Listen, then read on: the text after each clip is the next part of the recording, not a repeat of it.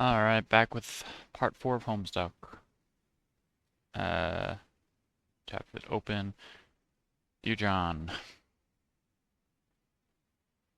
you are no doubt reading this as a handsome and strapping young man. Why the man-grit needed to lift the book is itself a sign of your maturity, not even to speak of the wisdom needed to grasp the nuance of Sassacre's time-tested mischief. I am so proud of you, grandson. How I wish I could have delivered this heirloom to you in the flesh, but I am afraid it wasn't in the cards. For you see, John, like you, this book must yet take a journey. Its journey will end on the final day of my life, and even then will continue some. Though I suppose that will be up to your father. Perhaps he will discuss it with you one day when he and you are ready. But it is your journey I am writing about to wish you luck. There will come a day when you will be thrust into another world, and once you arrive, that is only the beginning. You will soon delve even deeper into a realm of warring royalty in a timeless expanse. A realm of agents and exiles, and consorts and colonel sprites, of toiling underlings and slumbering denizens, a realm where four will gather, the heir of breath and seer of light, the knight of time and witch of space, and together they will ascend. John, if only you knew how important you were. I regret my passing came so early in your life, and yet I feel in my heart we have already met. But what I know for sure is that we will meet again. Until then, John, I do hope your father keeps you well fed. With love, Nana. P.S. Hoo hoo hoo. Act 3 time. A silly girl naps with her flowers. Naps by her flowers. It is quite likely that she tired herself out with a variety of silly antics, as silly girls are often known to do. She may have a silly name too, or maybe not. It is hard to say for sure without asking her. But since she's slumbering peacefully, it would be a shame to wake her up. You might as well just give her a name right now. Farm Stink Butt Lass. I guess her name is Fart Stink. Or Farm Stink, that's crazy. You try to roust Farm Stink from her slumber, but she is really down for the count. It looks like she is holding some sort of note. Retrieve arms from the pumpkin, which is also the same pumpkin that the mayor guy had. Suburb flower patterns. They are right there. True. In plain sight. Look, they are flashing red. Okay. Drop the pumpkin. I'll wake her up. Ah, it didn't. What pumpkin? You see no pumpkin, and frankly it is hard to imagine there ever was a pumpkin, in plain sight or otherwise. Anyway, that would be a really terrible thing to do to poor sweet Farm Stink. What's the note say? Farm Stink? That is incredibly silly and a little bit rude. My name is... Dang. Jade Harley. Awesome. Oh, Ben, she's awake. Awesome. Nice room. Squash, peas, asparagus, bunch of flowers, pumpkins, um, corn. I don't know what plant that is. Your name is Jade. You have just woken from a restful nap, and as usual, you have no recollection of having fallen asleep. You have quite a number of interests, so many in fact you have trouble keeping track of them all, even with an assortment of colorful reminders on your fingers that help you sort out everything on your mind. Nevertheless, when you spend time in your garden atrium, the only thing on your mind is your deep passion for horticulture. What will you do? Play a silly flute refrain.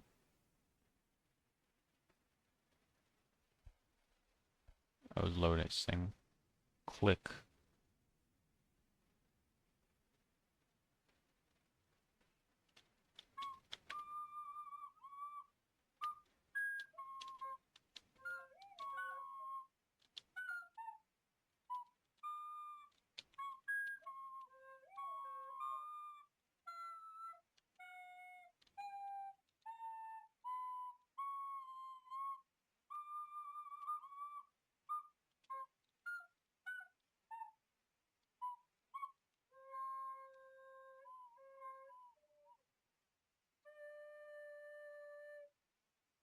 What? You fell asleep?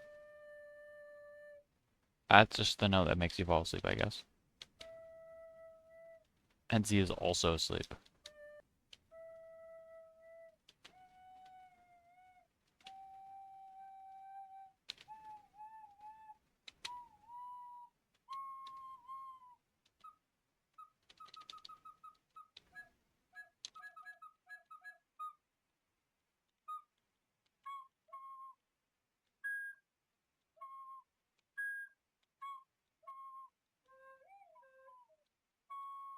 I don't know that I can play anything with these notes. They're non-order, and they last different, uh, well, actually,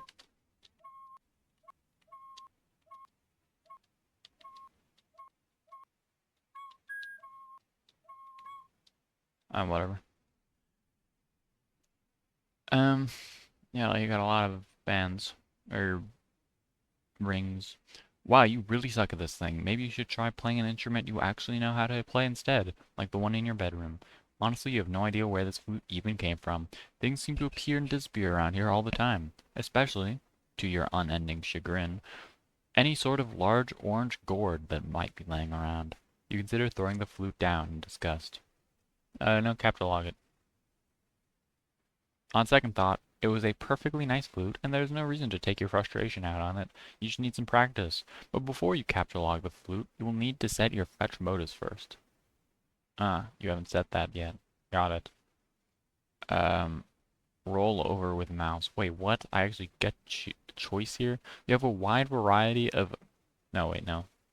Jed fetches memory, or sucks memory, I guess. You have a wide variety of fetch modi to choose from. You were really excited when your grandpa bought you this modus set for Christmas. He's a total badass, even if a little strict. You typically opt for the memory modus when it comes to matters of day-to-day practicality. Okay, I've got Boggle, Boggle fetch modus, or Masudo, Pictionary modus, Monopoly, Yahtzee, Clue, Connect 4, Jenga, Battleship, Ouija, Guess Who, Operation, and Memory. How would most of these work? Also, I have no idea what Boggle is.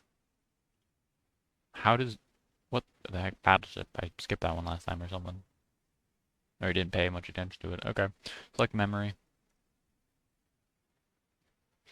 You set your modus to Memory and capture log the flute. You allot 9 cards to the modus from your deck, since that will be more than enough for your needs in the moment. The modus grabs 9 more cards for matching purposes. The flute is split up on 2 blank cards and mixed randomly into the grid. To retrieve the item, you must first pick one card and then pick its matching card. For the typical Silodexer, this modus presents a frustrating guessing game and a lot of wasted time on mismatching. But you like it because you seem to have a knack for always guessing right on the first try. Pretty fortunate. Squeal like a piglet and fertilize some plants. It is an awfully silly idea and is basically a waste of everyone's time. You will predictably disregard this thought and focus on some more sensible objectives at once. Why is your face doing that?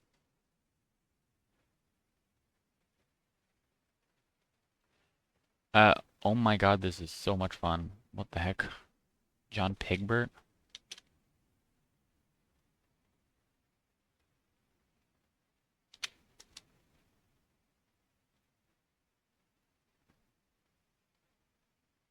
Now I've got the fertilizer in my capture log. Awesome. You capture log the bag of fertilizer. Awesome. Consult colorful reminders. Consult colorful reminders. You tend to have a lot of things in your mind at once, and you can be a little forgetful, so you keep a variety of colored strings on your fingers as reminders. Each one means there's something different to remember at a certain time. In fact, looking at your index finger reminds you that there is something important to remember now. It is your friend John's birthday. The green string reminds you that it is John's birthday package will arrive today. The blue string also reminds you that John's birthday package will arrive today, though in a way that means something slightly different. You are further reminded that you have some things to do outside your house soon, but you should stop by your room first and for some supplies, and most importantly, to see if John is online and wish him a happy birthday. Capture the pumpkin growing next to you. Awesome. You snap up that pumpkin, which seems suitably ripe for the taking. Hopefully the safety of your Solidex will prevent it from being spirited away like so many of its ephemeral predecessors. Exit the room, Jade. Nice stairs. Uh,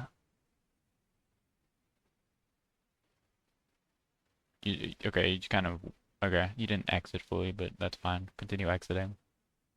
Oh wow, that is interesting. You were in an interesting area, Jade. You make your way to the middle of the garden atrium, where a stairwell joins the 4 atrium wings. Upstairs is your grandfather's laboratory, as well as your bedroom. Capture log something, I don't know what. Apple. Nice. Your memory modus is hardly any fun without much stuff in it, so you decide to stock up on some fresh produce to fill some more cards. You pick up a juicy red crab apple.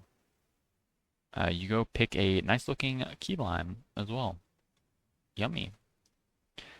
Then a delicious mandarin orange. Those are your favorite. Honestly, good choice. And finally, a ripe yellow Eureka lemon. Is that a real type of lemon? It is. Crazy, I didn't know that.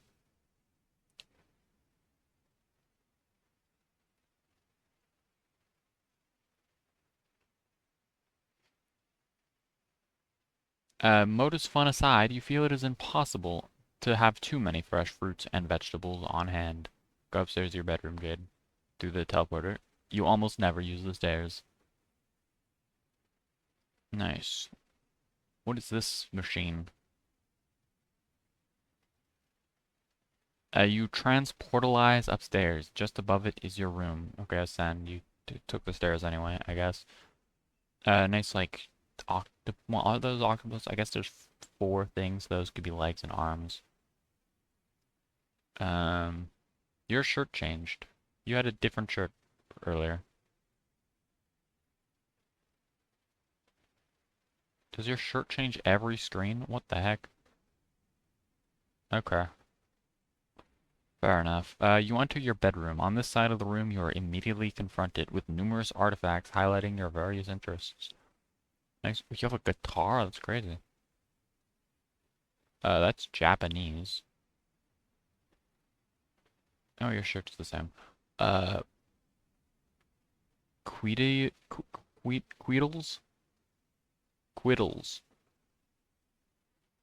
Uh, it's just, I don't know, it's just a furry there. Okay. Fair enough. You got Sweet Bro and Hella Jeff, except they are furries as well. Can't recognize what, I don't know what this is. You are an avid follower of cartoon shows of considerable nostalgic appeal. You have a profound zeal for marvelous and fantastical fauna of an anthropomorphical, nope, of an anthropomorphological persuasion. You have an uncanny knack for nuclear physics, and not infrequently can be found dabbling in rather advanced gadgetry. You enjoy sporadic fits of narcolepsy. Your love of gardening transcends the glass confines of your atrium, and you are at times prone to patterns of precognitive prognostication. You consider very briefly the question, what will you do? But you quickly realize this is only one half of your room, and it is therefore host to only half of your interests to choose from. Okay, what's the other half of your interests? Manthro chaps? Um, that's some sciencey looking stuff. Nuclear waste? Different shirt. Guns? It looks like something's dead underneath the bed. Over here, there are, oh my god. Over here, there are yet more articles of your aforementioned interests, and then some. Additional telltale signs of your enthusiasm for nostalgic television mingle with your assortment of game hunting firearms. You are a skilled markswoman, though your crosshairs would never settle on an innocent creature, anthropomorphically persuaded or otherwise. Your workplace or your work table is littered with equipment to facilitate your tinkering. For you, experimentation is not a particularly exact science, and you lean heavily on sharp intuition for consistently and eerily optimal results. Nevertheless, you have still not been able to get that broad, flat gizmo there to work, which is a design you have borrowed from one of your grandpa's more mysterious inventions. You are a great admirer of his, and you are not alone. Your grandfather is a world-renowned explorer, naturalist, treasure hunter, archaeologist, scientist, adventurer, big game hunter, billionaire extraordinaire. He has taught you everything you know. But in spite of all his lessons, it is still difficult to escape his stern lectures when you are on your way out of the house to run your errands. He spends most of his time in the grand foyer, stewing in his own intensity and charisma. Yep, nice room, bit messy. Those green things were not there before. Okay, cat on my desk, and I immediately have to pick them up because they're trying to bite at wires. Oh, they just clicked off of Homestuck. Good thing they didn't close it or anything, but yeah. Oh, those green things were there before. I don't know how I didn't notice them. And today will likely be no exception. Among the errands you have planned is to venture out to find your pet and best friend, named Bequerel. This animal must be fed, and he will not be happy if he is not. And he is not happy, and if he is not happy, then you will not be happy. But first, you really should dig out of your computer and say hi. Oh my god, the cat wants to jump up again. And if he is not happy, then you will not be happy. But first, you really should dig out your computer and say hi to John. Now, what will you do? Grab a gun. Rifle kind. Probably the most effective strife specibus anyone has. You trust your, you equipped your trusty hunting rifle. There would be hell to pay if Granddad caught you leaving the house without it. Wonder why the design on your shirt changed. It keeps doing that. It's not that important. There isn't much to wonder, really. You left the wardrobe fire on its randomization setting. Yeah. Makes sense, then. Oh, there aren't actually that many choices. You may contemplate which shirt design you favor the most and commit to that setting in the near future. Capture log near Squiddle's doll and hug it. The blue one? Oh, fair enough. Just before you can grab one, the powerful electromagnets concealed in their underbellies became activated, and two of them got all tangled up with each other playfully. They just spontaneously activated? Okay. You capture lock the Tangle Buddies. Lose interest in fauna and never speak of it again. Okay. Okay. Furry time, I guess. Oh, but you could never do that. What marvelous creatures they are. What a daring dream to combine the finest qualities of humanity with the elegance and nobility of the animal kingdom. How you wish you could know their world, to hear one night those muted paw pads tripes up your stairs. Trapeze? Hold on. Trapes, yeah, fair enough.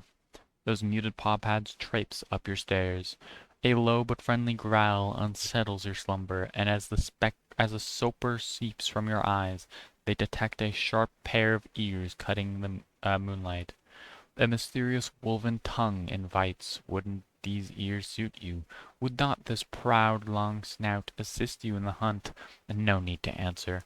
Words slough from the busy mind like a useless dead membrane as a more visceral sapience takes over. Something simpler is in charge now, a force untouched by the concerns and burdens of the upright, that farcical yoke, the bipedal toe. It now drives you through the midnight brush, your paws whisking through creepers, unearthing with each bold stump bright odors demanding investigation. But not for long, as you and your new friends must claim the night with piercing howls, Moon Lord. You eat a weird bug and don't even care.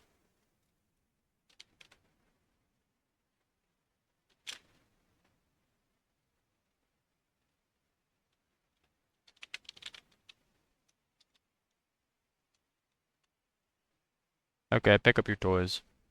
Speaking of which, you would pick up and admire one of your Manthro chaps. They are wonderful friends and are always cheerful and pleasant fellows. Why, Dear Mr. Coxcomb, however will you be received at the barnyard gallows without the trappings of a proper gentleman? Each Manthorpe chap comes with a number of accessories, including articles of formal attire, a vaccination kit, and a dishwasher-safe slough trowel. Uh, yeah, I got all, okay. Nice pipe.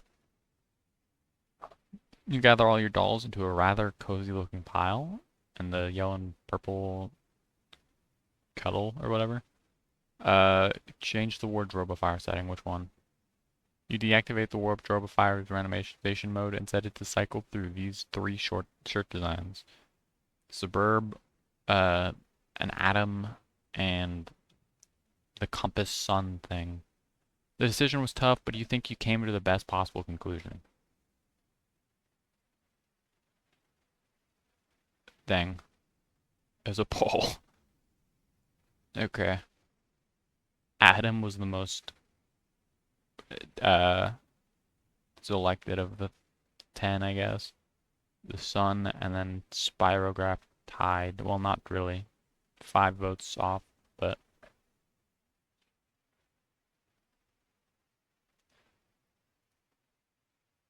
look out the window. I didn't even notice that window. I'll be real. Green slime ghost.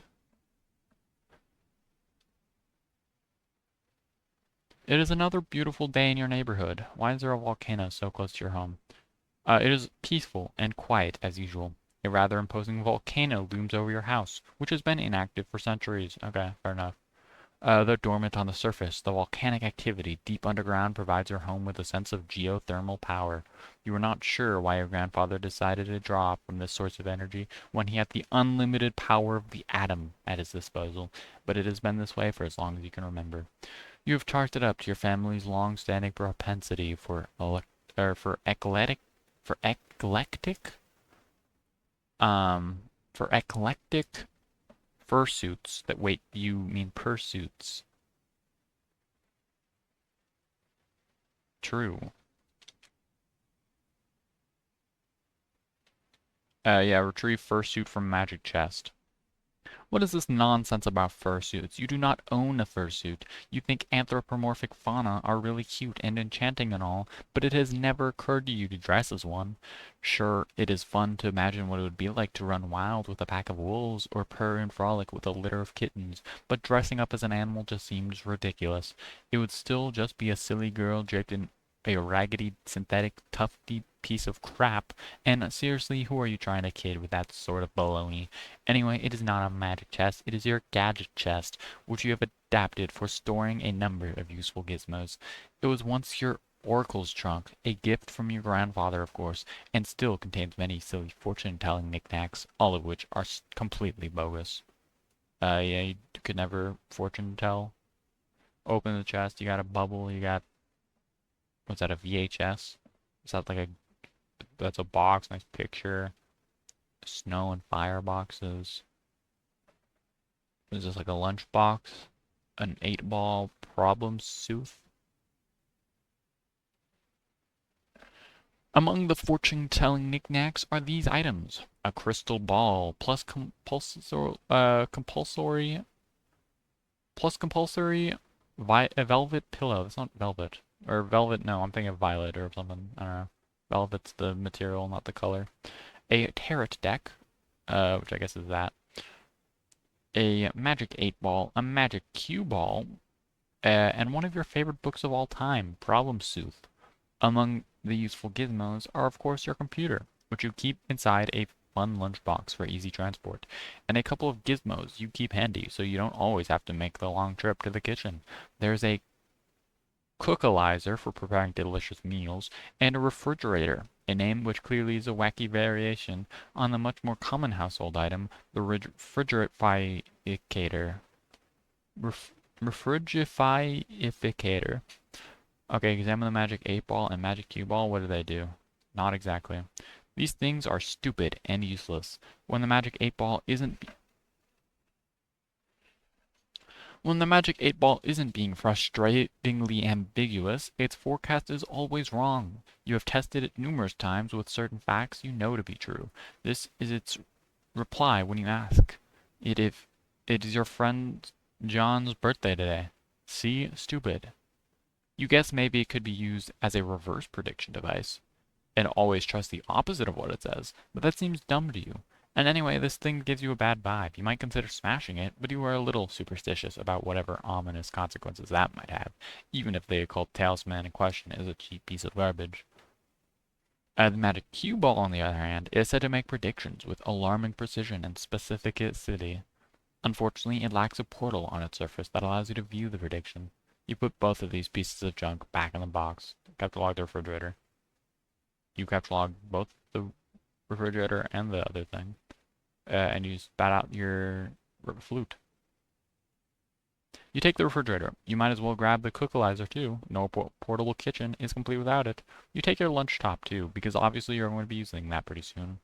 Whoops, there goes your flute, but who cares? Feed your friend. Before you go out to feed Beck, you will need to prepare a meal for him. You clear some space on your work table so you can set up your refrigerator and cookalizer. Just for fun, Jade allows you to take a stab at matching the cards to use the gizmos. She doesn't present much of a challenge, or it doesn't present much of a challenge for her, so she figures she might as well step aside while providing a few generous hints. No, no. Warmer, warmer, cooler, cooler, cold. Warmer, no. Yes, no. Cold, ice cold. Warmer, warmer. Crazy. Garbage at this, apparently. Here, bro? Okay, man. Yeah, you got the lines. Why is it moving? You have selected the key lime. Way to go. Try again. Cookalizer. Nope. That's a lemon. Ooh, you got a lemon. Eureka, lemon. Hot. Wait. No, cold. Really cold. Frozen fucking tundra. Take another crack at this. Ah, I've got the mandarins. Well, those are tasty at least.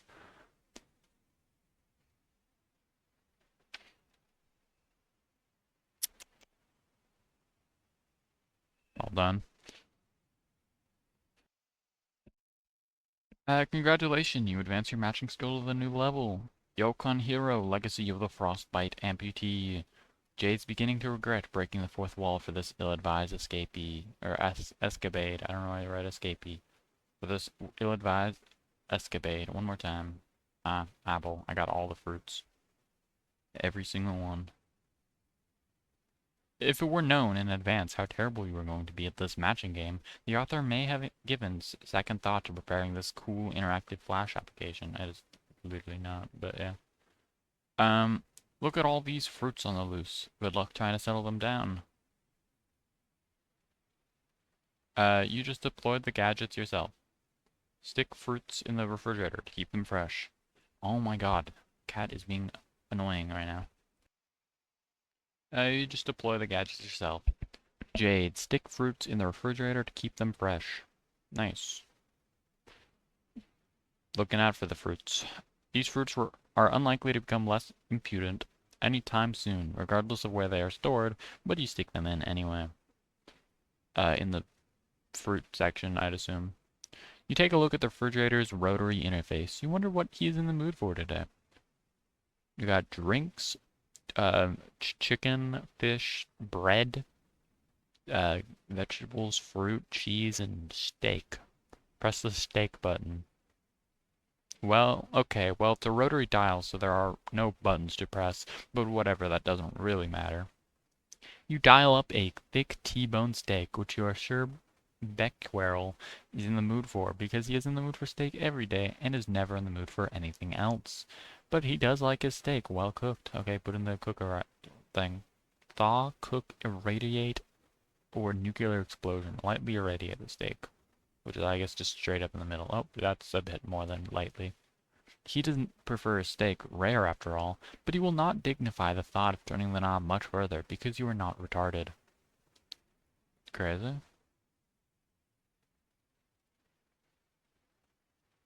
And it's kind of green. You catalog the irradiated steak and save it for your trip outside. You probably shouldn't waste much more time. You wouldn't want all of those nice depleted steak isotopes to settle down. Examine the atomic base by your bed. You wouldn't exactly call it an atomic base, but it is heavily customized to accommodate a high level of musical virtuosity. The perfect instrument for the eclectically spirited.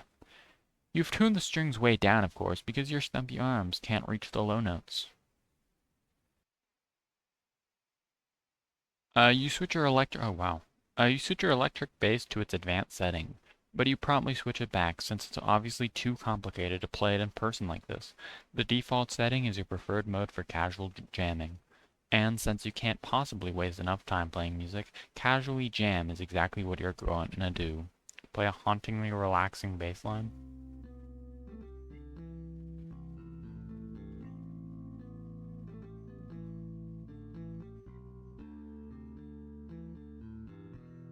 Dang, that's... Oh, I guess plants do like music, from what I've heard.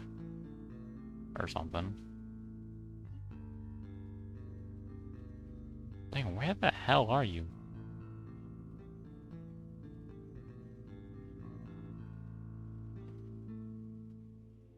Why are you in a video game landscape, Jade?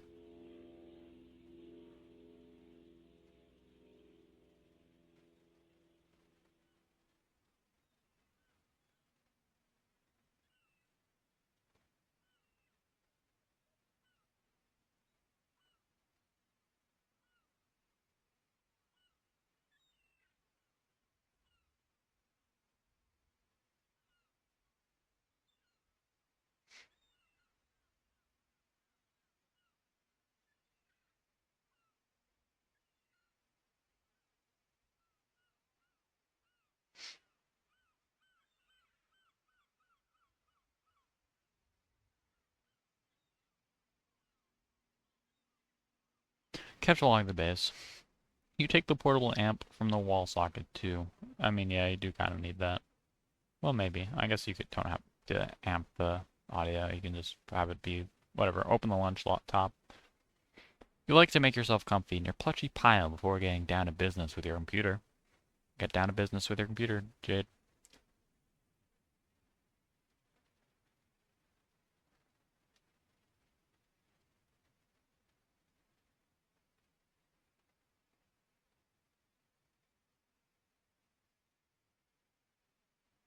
Hmm. Um, activate Pasture Chum. You also got fresh jams and echidna. But activate Pasture Chum. Hey, look, John is online. Hooray! Also, it looks like Dave pestered you about something yesterday, but you missed it. Troll Slum. Carcinogeneticist. Arachnid's Grip. Tween Armageddons. Terminally Capicris. Or, yeah. Colossius Aquarium. Okay, well, Pastor John. Uh, 2009, April 13th, 12:34. Hi, happy birthday, John Hart. You greet John, but he does not respond. He is undoubtedly gallivanting around his house in a state of barely restrained birthday mirth. He may also be retrieving the two packages and the two envelopes, which you are certain came in the mail from earlier.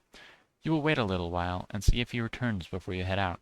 Okay, see if Dave left you a sweet new wrap. Hey, oh, you're asleep again, aren't you? Or do you even know if you are? I still don't know how that works. It does not appear so, but you just never know with that crazy and cool guy. So cool. Hi, or I don't know why I believe anything you say. I'm like the Grand Marshal of gross chumpage, waving around my faggoty chump ductor baton. Assistant Director of Chumpography, celebrated author Ernest Chumpingway, Wait Week.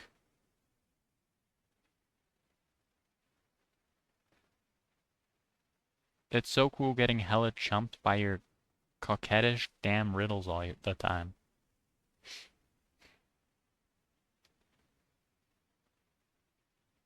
Wait weak chumple stiltskin. Chumple dips shit. Yeah, you're asleep. YN? A/L/S? S equals species? Baboon? Kangaroo rat? If kangaroo rat, yif twice please. Okay, well, you're not saying anything, so I guess you're not awake or unasleep or whatever. You're just not around, and I'm wasting good material. Even worse, I'm wasting a killer persona here. Like, I don't know, like a wide open V-shaped leotard and a fuck ton of body paint. Some, like, sinewy, back arching Cirque du Soleil looking motherfucker.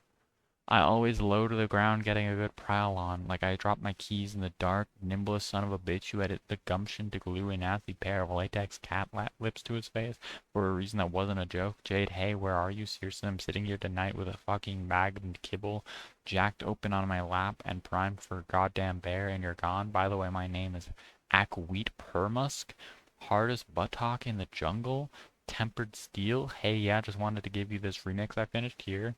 Turn Tech Godhead sent Gardenostic file explorer remix.mp3. So yeah, you don't have to respond to any of that, by the way. I'll probably forget half the shit I said anyway. Talk to you tomorrow. Open fresh jams. Okay.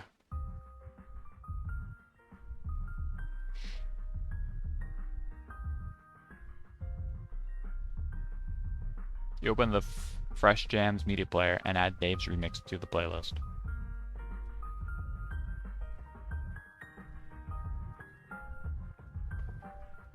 I'm gonna be on this page for a little while, it seems. I mean, I already listened to this earlier, I think. So. But it didn't have this background like drums. I don't think. So.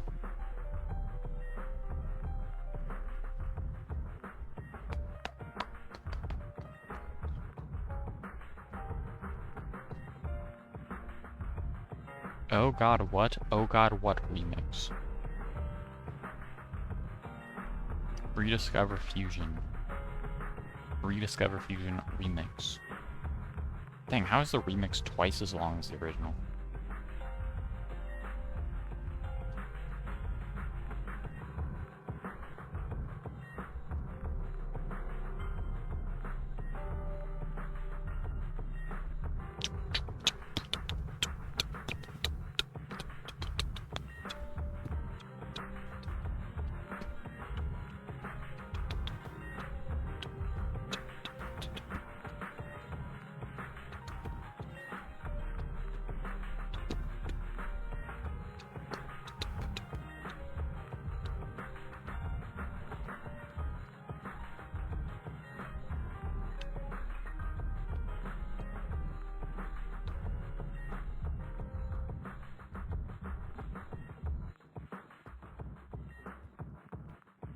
Okay, I was like making noises with my mouth, but I guess it's too low for the mic to capture. A Grieve remix. I don't think I've heard this one. I don't remember hearing a Grieve either, for that matter, but...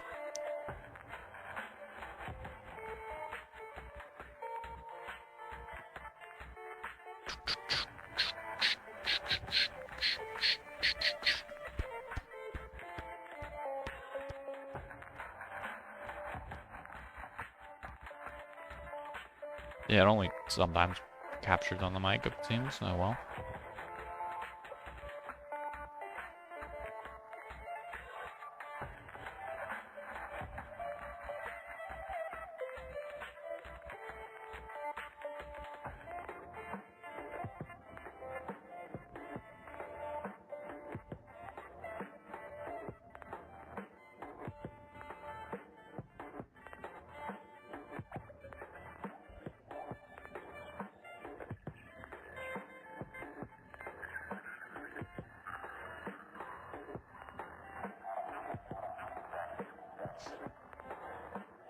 Honestly, I could see putting this in a playlist and listening to it.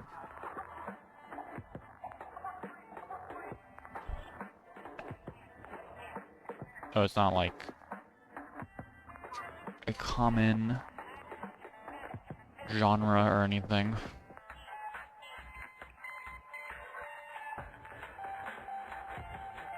But still.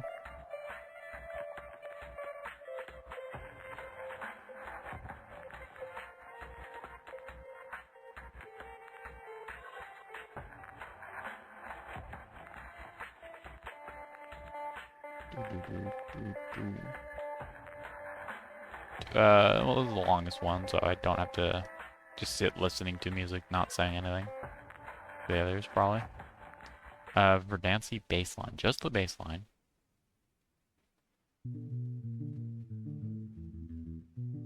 Again, don't remember the full song.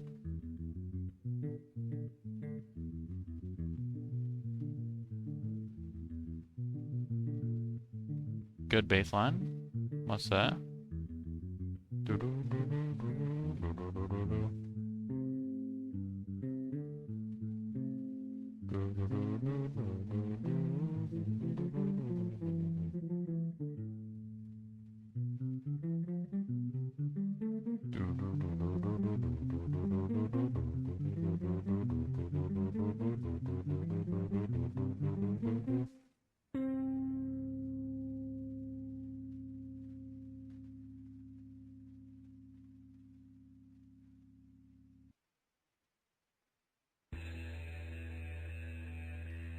Oh, I guess this is just Verdancy. Fair enough. Kinetic Verdancy. Or unless this is a remix of it. I guess it's a remix because the bassline's longer than this. I guess it could be looped, presumably.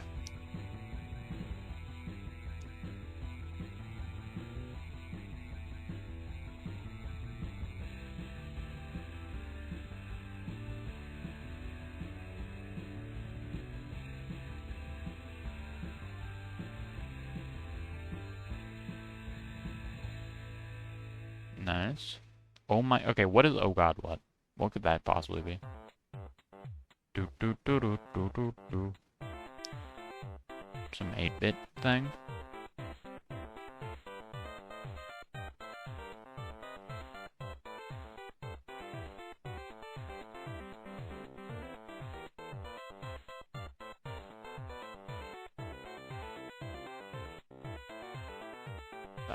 That section sounded like something I've heard before. I don't know what it sounded like, but I recognized it.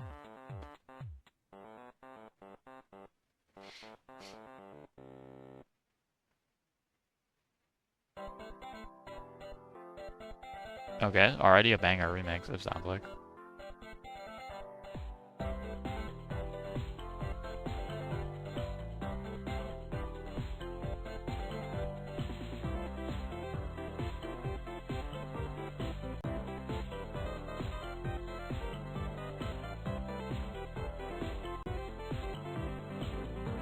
Yeah, kind of a banger.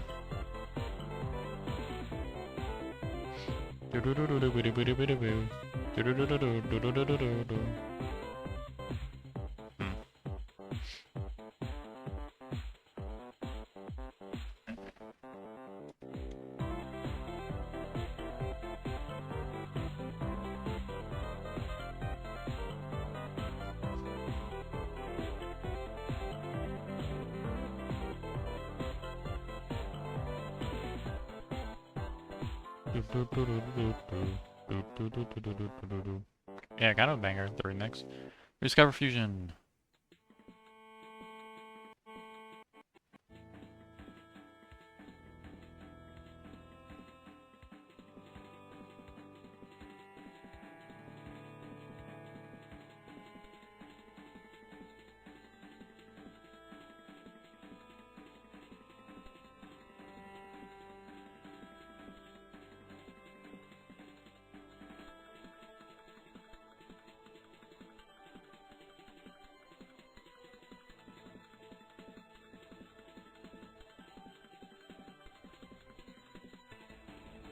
Another banger?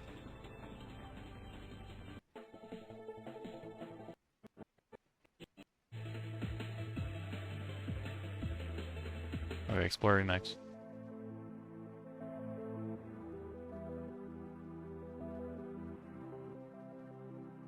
Not what I expected, I'll be honest.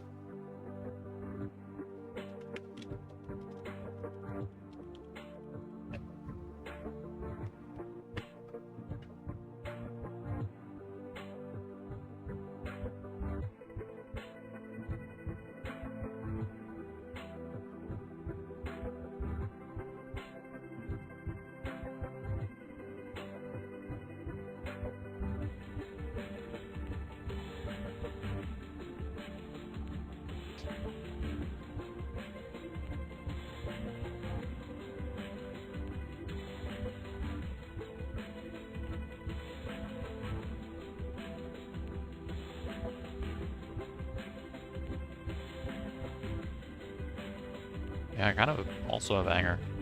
I was expecting like a rap or something, not gonna lie. But nope, this is just a real song.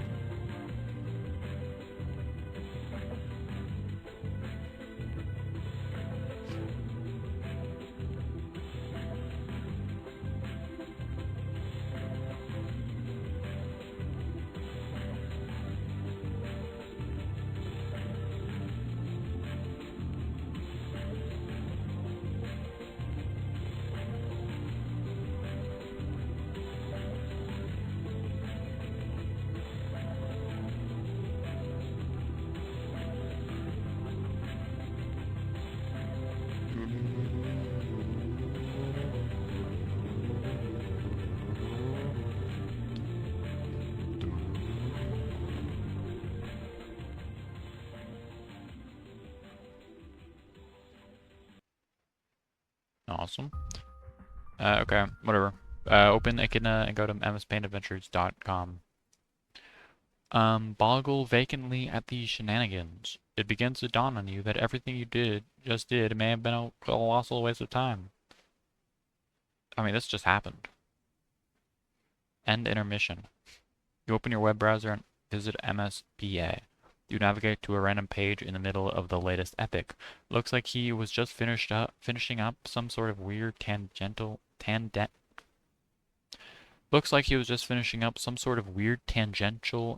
here. Whatever it was, it clearly advanced the plot in no relevant way whatsoever. End intermission.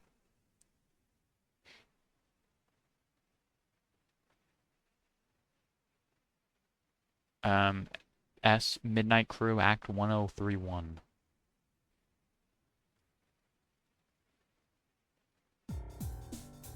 Nightlife by Bill Bolin. Nice moon. Dancing the music.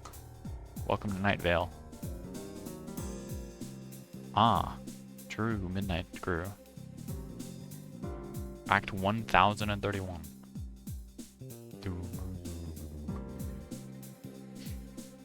Clubs deuce. Harps boxcars. Spades slick. Casino. Let's go gambling. The Feld.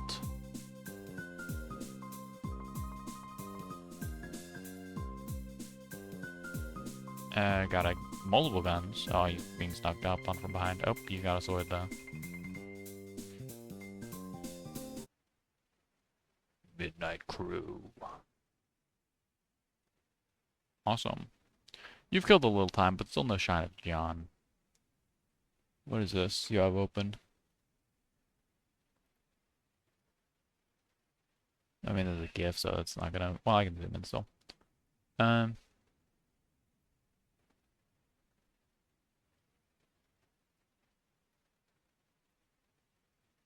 That's Furfinity. True. Is that a real Furfinity? Hold on. Furfinity.net /user Vampire Princess 007. Is this a real Furfinity account?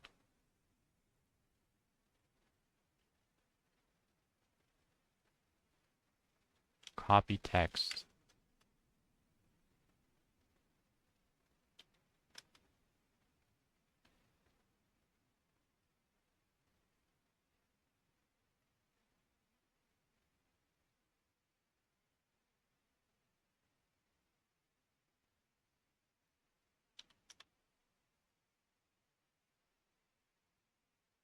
Is it? It might be 007 and not like 007. Views 63,384. Zero submissions.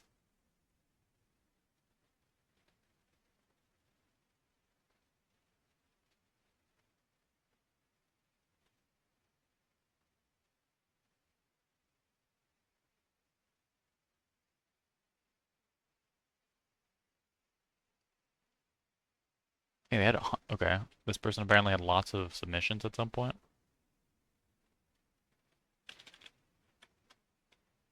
Who would win, an artist with hundreds of excellent submissions made over the course of a decade and a half, or some barely legible text on the top right of page 834 of Homestuck?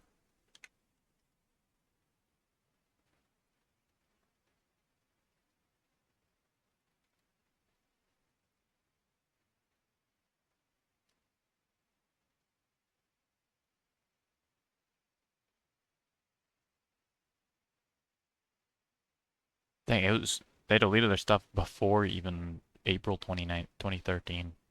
Well, actually, I clicked 2009, but I guess that page is dead, or that way back thing isn't real.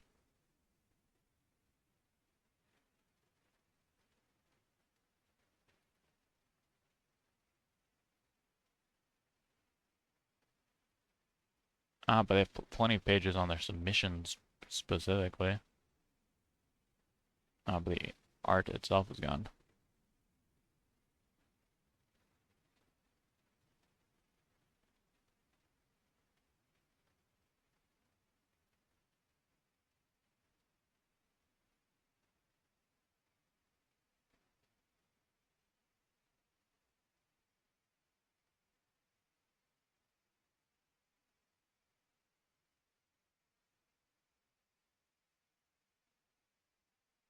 Rest in peace, Vampire Princess 007 on Fur Affinity. Oh, death by Homestuck. You've killed a little time, but still no sign of John. Pastor Dave.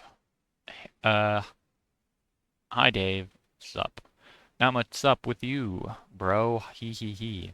Aha, good one. It's alright being chill. I guess you know how it go. This is how the story goes. Great, feeling cool today, Mr. Cool Guy? Oh man, you know it. So cool. You know, shit is ice cold up in here. Shit is wicked bananas, I am telling you. So, have you talked to John today? Yeah, we were just talking a while ago about how he sucks at his Silodex. Can you believe he used a stack? That kid is ridiculous. Well, that doesn't sound like much fun. What was it you use again? Wait, NM. I forgot whenever we talk about your goofy moduses, I get a migraine. What do you want with a John? I want to tell him happy birthday and ask him about his birthday package. Oh yeah, I was being sort of cagey and told him to check the mail because I was wondering if mine came yet. I think it did. Yeah, and I think mine came too. So I guess you want to know if he likes it or something. No, he will not open it. He will lose it. Oh, wow, sorry to hear that, I guess. No, it's good actually, because he will find it again later when he really needs it, which of course is why I sent it in the first place. See, like, I never get how you know these things. I don't know, I just know that I know. Alright. Anyway, I have to go. I have to feed Beck, which is always a bit of an undertaking. Man, if I were you, I would just take that fucking devil beast out behind the woodshed and blow its head off. Heh I don't think I could if I tried. Yeah, say hi to your granddad for me too, okay? Yes, I guess an encounter with him is almost certain. It is usually intense. Yeah, well, isn't it always with family? But he sounds like a total badass. Yeah, he totally is. Anyway, gotta go. See ya. Heart. Dave Strife. Grieve. Aggress. Oh. Oh, audio took a bit to enter. Cal. Oh, Cal's Sans Undertale, actually. God.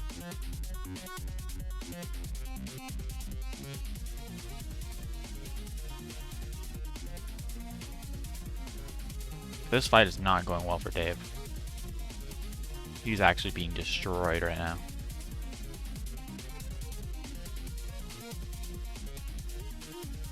anger, though. Oh, Cal jump scare.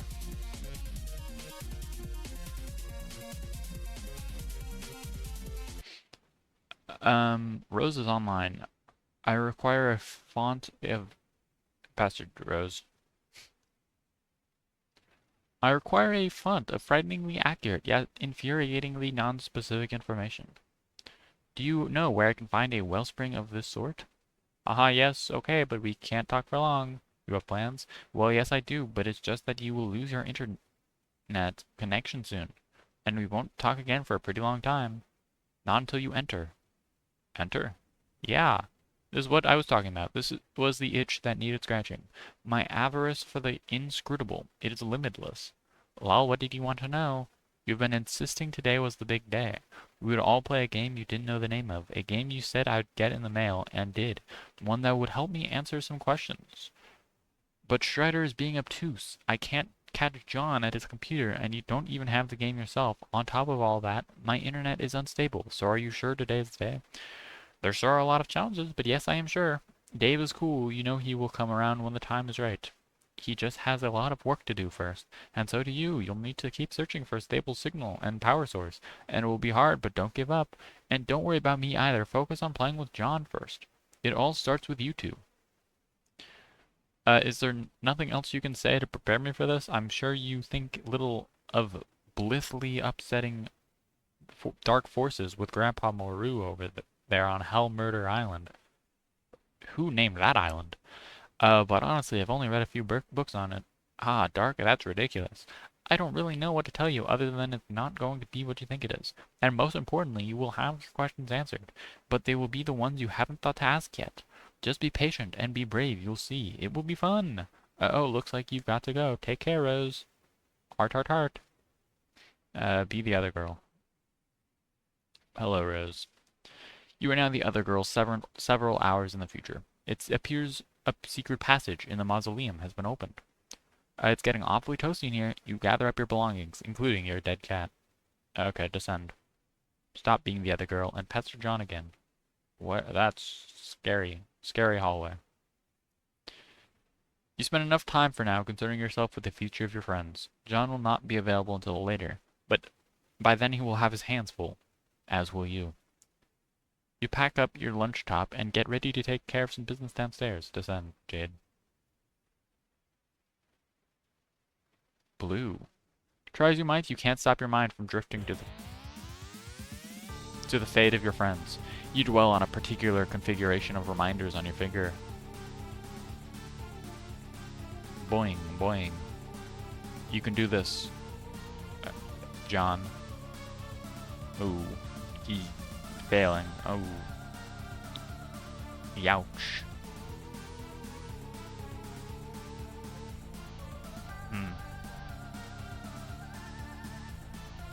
This doesn't appear to be going that well for John, must say. Oh, he just... Grandma! Healed! Sleep on a bed and you heal. And then it loops, I think. I mean, I gotta watch the second time to make sure it's actually looping, but... Massacre!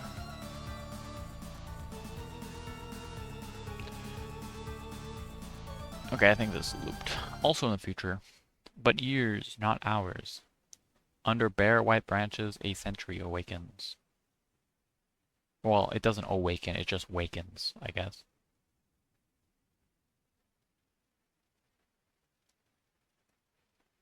Hello, giant worm creature. That's a lot of mailboxes. Nom nom. Yummy mailboxes.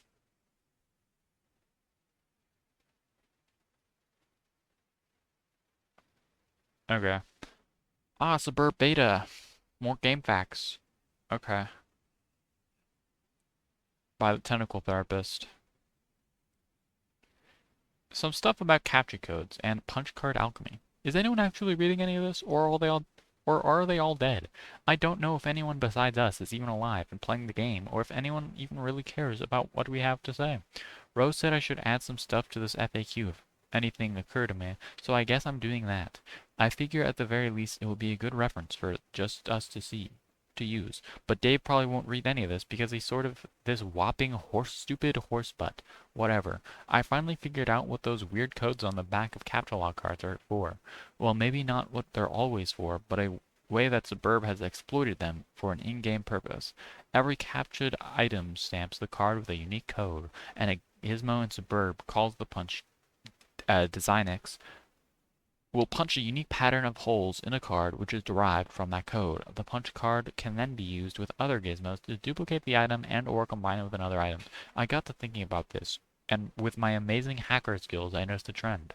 The whole pattern is based on a fairly simple cipher, converting the capture code to binary, and then the binary pattern is punched, where 1 is a punched hole and 0 is an unpunched hole slot. So here's the table, just to be clear. 0, 0, 1 to 1, 2, 2, 3, 3, 4, 4, 5, 5, 6, 6, 7, 7, 8, 8, 9, 9.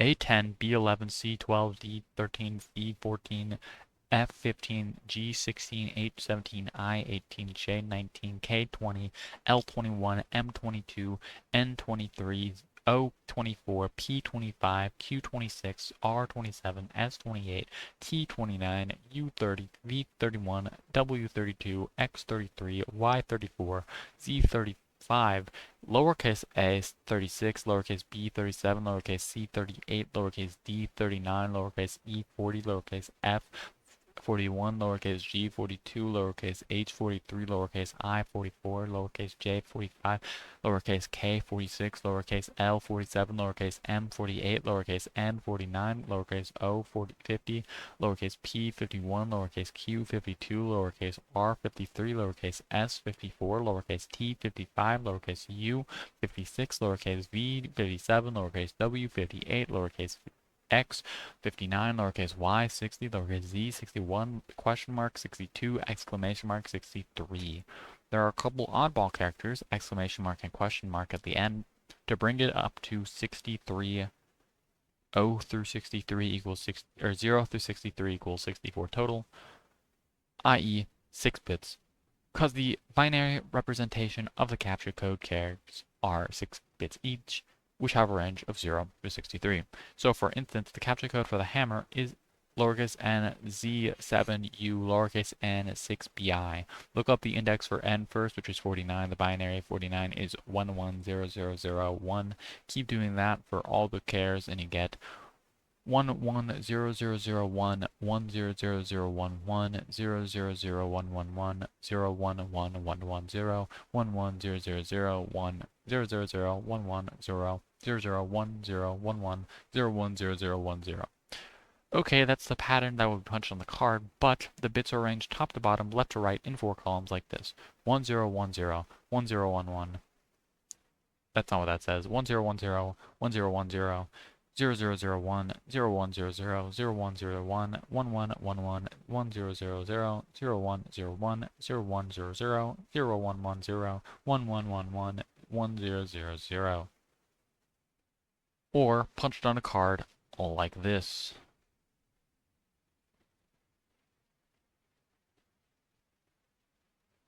1010, 1010, 0001, 0100, 0101, 1111, 1000, 0101, 0100, 0110, 1111, 1000. Wow, okay, that pretty much looks like shit, but you get the idea. Actually looks pretty good. It's nice ASCII. So to combine two items, you just overlap two punch cards. Only the places where both cards have a hole will show though, so it's sort of like a bitwise AND operation on both cards. The new pattern gives you the code for the new item. For instance, combining the code for a hammer, lowercase nz7u, lowercase n6bi, and a pogo rider, DQM lowercase MJL lowercase EK gives a new code with less holes, obviously, which translates to 126 AGH48G. That whole pattern went on to make the pogo hammer, which is so rad you have no idea. I've also wondered if you can combine in other items in other ways, like a bitwise OR. That means combining the cards to get more holes, not less, i.e. the new pattern has a hole for every hole on either card. This pattern would be accomplished by double punching a card, like 2 codes, 1 card. I've got to try that sometime. But there are some mysterious things about all this. First of all, with all the hole slots, there are 48 bits in total, which means there are almost 300 trillion possible codes. And 300 trillion sounds huge, but when you consider it is supposed to account for all conceivable items, including all the wacky combinations of stuff, it suddenly doesn't seem that big. This leads me to believe that not every combination of item has a viable duplicate. But this is kind of obvious anyway, since there are many combinations of punch cards that will produce either a blank card with and, or a totally punched card with or. So there are lots of dud combinations out there, and many that will just lead to the same pattern. Like for instance, a gun and an atom bomb could make some sort of ultimate death ray, but for that matter, a shoehorn and a potted plant could lead to the same exact pattern. So weird. Also, it seems like combined items will always have patterns with either much fewer holes or much more holes than more ordinary items, which will occur, which will occupy the vast meaty middle of all possible patterns. It is strange and counterintuitive that more complex items have simpler patterns, but hey, there you have it. But all this sorta makes me guess the system can be cracked in some way. Like if you have a complicated item and you want to extract simpler item components from it, there might be some algorithm for deriving the pattern you want, or at least narrowing down the possibilities. There might also be ways of charting through the simpler patterns on both ends of the bit spectrum and pitting down the ones that will make cooler stuff. Who knows? I want to ask Jade about this because she's really good at this sort of thing.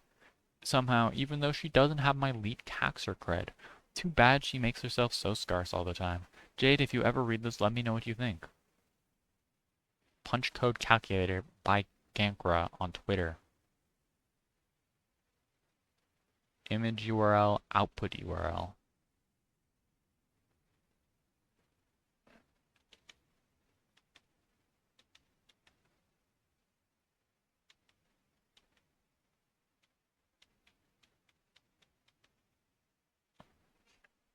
Um,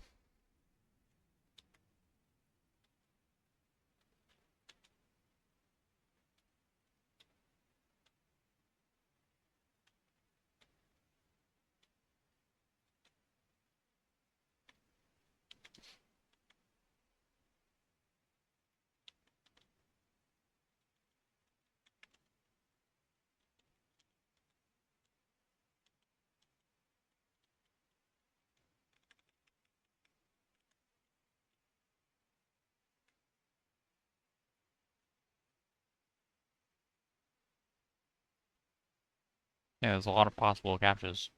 I mean, 300 trillion, I guess.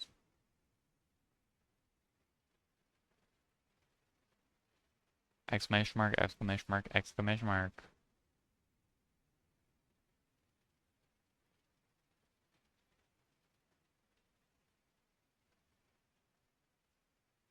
Insane. SN. You enter the laboratory. Look for mad scientist Rose. There are no scientists to be found, mad or otherwise, or anyone for that matter. The lab appears to be deserted. There's a kiosk, though. Uh, is this a giant, like, chessboard? It's Lego! It's the Lego defaults build your own area location. It looks like the kiosk monitors the lab's enormous hub grid. Transportalize as far down as you can go. Oh, this is Jade. True. Yeah. Oh, nice trophy room. You have a shark head on your wall? What is this? Or this? Or there was a griffin?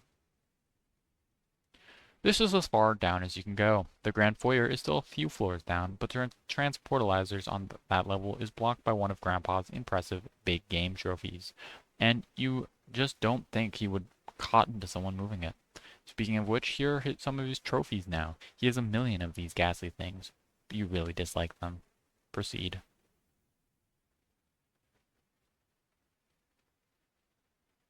This is what happens when you use a spell.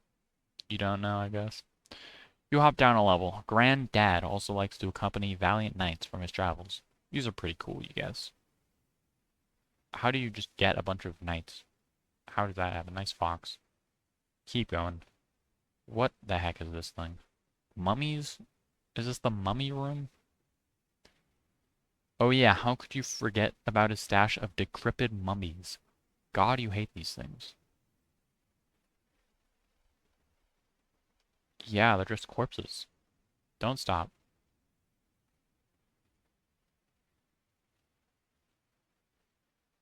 I'm making the same face as Jade right now. Okay, move on.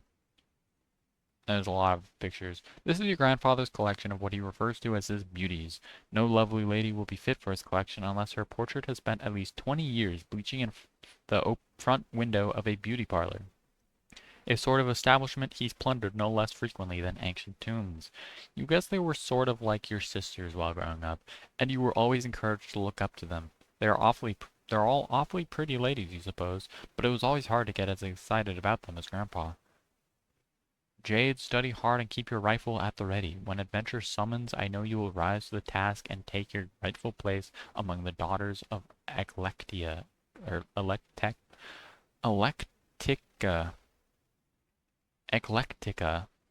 That old coot sure is a bag of wind. Complete your descent. Yeah? Ah, the giant. This is the big game. You reach the ground level. This is the stupid thing blocking the transportalizer. It is unspeakably hideous. Down the southeast hall is the grand foyer. You'll have to cross through it to leave the house. Oh, someone's pestering you even though you just logged off. Answer it. Hi again, idiot. Carcinogeneticist. Began trolling GG at 13:04. Hi again, idiot. Oh no. So I guess today is finally the day you fuck everything up. What? Is there nothing I can do to change your mind? You can leave me alone. How can you even be talking to me after I blocked you and after I logged out? You don't get that I am better and smarter than you in every way forever. You don't get that because you are incredibly stupid. I get that you're a jerk and you should shut up. Goodbye, you jerk. XD. Look at the kiosk. Oh, Rose. Oh, that's a big grid, yeah. 44.519882, 44.519872, comma, negative 74.820017 at the SN underscore hub grid. Unlock SN underscore lab 0413. Ah. Looks like a mapping of each hub's index. It appears one of the hubs was recently unlocked. Go to the center and do a quickie dance, Rose. At the center, you find a little stage that looks perfect for supporting a spectacularly silly dance. Or it would if standing on it did make you a little nervous. And also, if that didn't sound like a retarded idea given the circumstances. It looks sort of like the various contraptions you've been deploying in John's house. You wonder what it does. Uh, in John's house. Yeah, okay. Attempt to plug a laptop into a nearby hub. Yeah. The cat's on the thing. No. Great, you just vaporized your dead cat. Oh well, ashes to ashes, you guessed. There's got to be a better way to deal with this lousy tree. Okay, examine the fetch modus. Root. Auto bounce. Looks like you can choose between picking leaves or awkwardly uprooting the whole tree as you've been doing. You select leaf. You also turn off auto balance since its consequences can be a little mystifying sometimes. Hopefully this works out better. You gather up all your items again in an order that places your laptop in a conveniently accessible leaf. You're not sure why you didn't do this a lot sooner. Kind of funny looking tree now, but your concern for structural elegance is at an all-time low. Find the unlocked hub. There's a lot of them. Okay, it's that one, I guess. As long as you're going to plug in your computer, you might as well find that hub. Here it is. Hub SN underscore lab 0413. It is unlocked and thus removable from the grid. You suspect this was the same beacon transmitting the unsecured signal you were using earlier. Sure. You pick the laptop leaf from the tree. Now you can plug it in directly. You plug your laptop into the hub, then capture log the item, then capture log the hub and then the laptop. There must be a better place around here to set up your computer. This huge grid of electronics is sort of uninviting. You'll look around. Hey, what's that? Unestablished in 3 minutes and 11 seconds? The science, Skynet Laboratory. Okay, that's another one of these ominous countdowns. You didn't notice it when you first entered the lab about a minute ago. It looks like this one may have been ticking for years. I mean, I assume what? Seconds, minutes, hours, days, months, years? So, yeah, quite a long time. Whatever it's ticking down to, there isn't much time. You can only hope that when you turn on your computer again, there will be a connection invitation from one Mr. Strider. Okay, in the future. Ah, it's ticking down.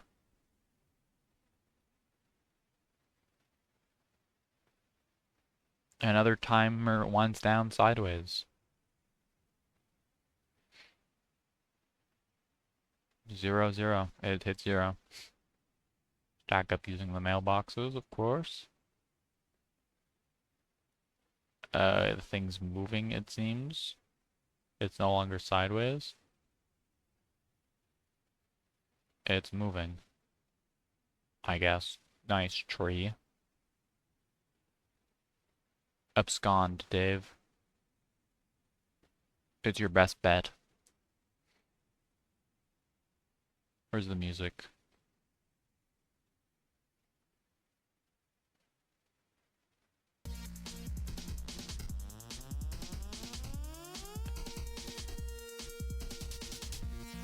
It keeps happening. What does? You don't have time to humor every random thought that pops into your head. The clock is ticking. Yeah, you only have 3 minutes. He's falling down the stairs? True, it keeps happening. Told you about stairs, man. Look around for anything. What? Hold on. Abscond. I didn't click on the button. Can't abscond, bro. Round 2. Ooh, but I got the thing. Okay. Against the bro, it's actually much better. I don't have to deal with Cal anymore, so I'm just better at fighting now. Dang.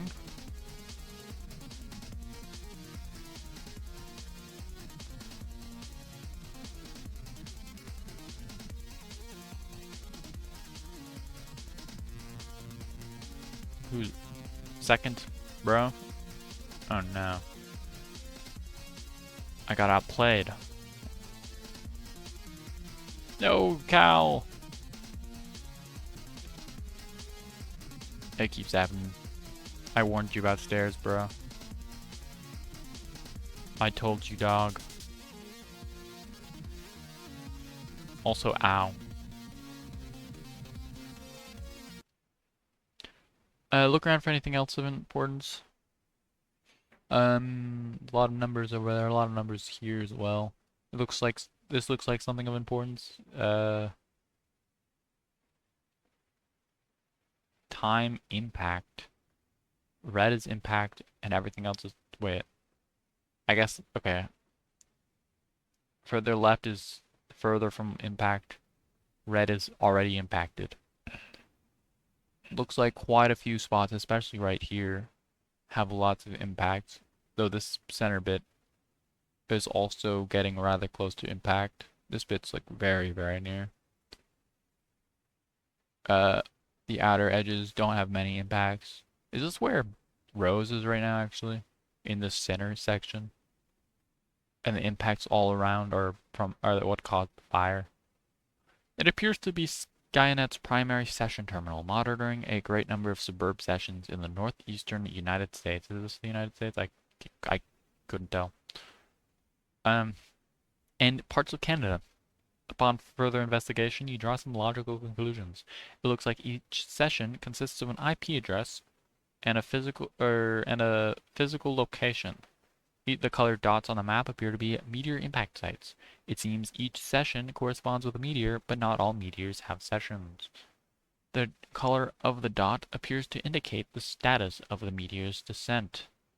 The red dots indicate meteors that have already landed. Yellow dots are imminent collisions. Green will impact later, and blue will take the longest to touch down. Yeah, that's where you are. Use the panel to center on your present location and zoom in. Surrounding the lab are, of course, the hundreds of smaller meteors that have been raining down steadily throughout the evening. Most of these meteorites have either landed already or will shortly. Yeah, there's some yellows, I guess. Centered over the lab is a significantly larger imminent collision. You can't say precisely how imminent, but you could certainly take an educated stab at it. Just southwest of the lab, centered suspiciously near the location of your house, is an even larger looming collision, though this one appears slightly less imminent. The terminal looks like it can monitor any meteor or session around the world. Search filters can be applied as well, restricting results based on size, time of impact, location, and so on. Okay. This is an interesting area. I don't know where this is though. You zoom way out and narrow the search based on size. The two at the top of the list appear to be the biggest by far. You examine only their coordinates. The second biggest is centered over a U.S. city. The biggest by a landslide is, luckily for the Earth you suppose, way out in the middle of the Pacific Ocean. Right here? Is this the Pacific Ocean? Okay. Turn on your laptop and check on John. You plug the laptop in the hub again and turn it on. It is now powered and connected to the wireless signal the hub is broadcasting. Your Suburb session reconnects. Okay, no sign of John here. You wonder why the house is shaking. Last time you saw him, he was on the roof, one of the roof platforms. You'll have to navigate via the Suburb interface to find him. Ascend. Oh, I actually have to do that myself. By pushing the up button. Why can't I click everywhere?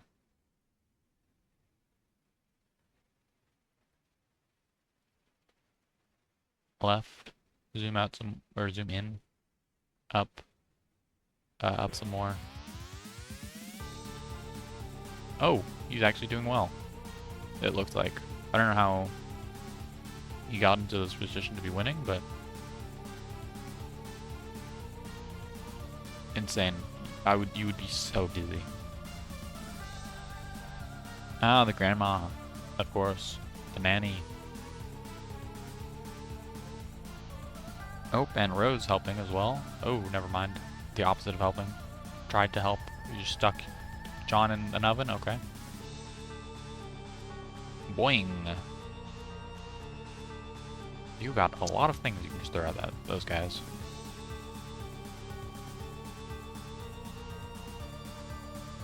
Boing. Oh, wow, that is a lot of stuff.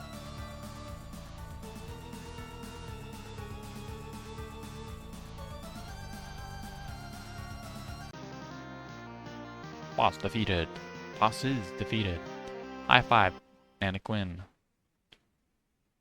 Left hanging long enough. Dang. Covered in like blood. Good work, John. Oh hey, you're back. For now, I'll have to leave again shortly. It looks like there's another large meteor headed for my present location. Oh, so you mean Dave connected with you? Not yet, I'll explain later. But I think I've determined that activating the timer in the game is not directly responsible for summoning a meteor to your location. The countdown seems merely to exist as a kind of warning to the player, as well as a strange coincidence. Okay, I don't really think I get it. Is this relevant? Probably not at the moment, and certainly not to you. I have to go. Okay, later. P.S. Try not to waste too much time of that, try not to waste too much of that grist while I'm gone. Climb that etch ladder. Boy Skylark. Awesome. You rocket up the etch ladder to the dizzying heights of the vaunted Boy Skylark rung. Your new feather is hard-earned and well-deserved, and alarmingly fashionable. Collect those fat loots. Dang, 11,575 of those. You and your ceramic portfolio rejoice in the mound of wealth yielded from your meteoric ascent up the ladder. You are still not sure what all these boon dollars can actually get you, but when pulling in such insane loot hand over fist like this, who cares? Not you. Pick up as much grist as you can hold. That's a lot of grist. Your expanded cash limit is more than enough to accommodate the grist windfall. You gather 2,260 pieces of bilgegrist, 1,040 pieces of shale, 490 drops of tar, and 350 drops of mercury. You can't wait to find out what amazing items this new supply of grist will be just barely insufficient to produce. Looking down at the rest of the roof, it looks like. Oh god, there's grist littered down there too. Those stupid ogres were like huge grist pinatas. One of those big sour grape electric holocaust fruit gushers is jammed in the hole of the platform. You guess there's only one way to get it. Colonel Sassacre's book? John, don't forget your book. It is your birthright. You ought to give it a read when you have a moment, particularly the first several pages. Okay, Nana, I will. Hey, Nana. Yes, dear? Since I'm trying to get up to that gate, and since you can sort of conjure floating beds and throw me around and all, couldn't you just throw me up to that gate? Yes, of course, John, but that would not serve your purpose well. There's a very good reason why you should build up to it, and then keep building. Okay, I guess that's what I figured. So just one more thing. Do you think that instead of telling me exactly why that is with a clear explanation, you can give me a series of really coy riddles about it and then sort of giggle? John, you are a very fresh young man. Your father has done such a wonderful job raising you. I'm so proud of you both. Haha, I guess. When you pass through the first gate, everything will change. You will find the place where the constellations dance beneath the clouds, and then your true work may begin. Hoo hoo hoo. I suddenly understand everything. Elsewhere we find a place. Ah, Purple Kingdom. It's the ruins. Where a kingdom lies entrenched beyond an impenetrable veil of darkness. The barrier. Or something. Ah, Dad. I mean, he's doing pretty well against these Harlequins. Oh, maybe not. Or maybe? Yes. He is.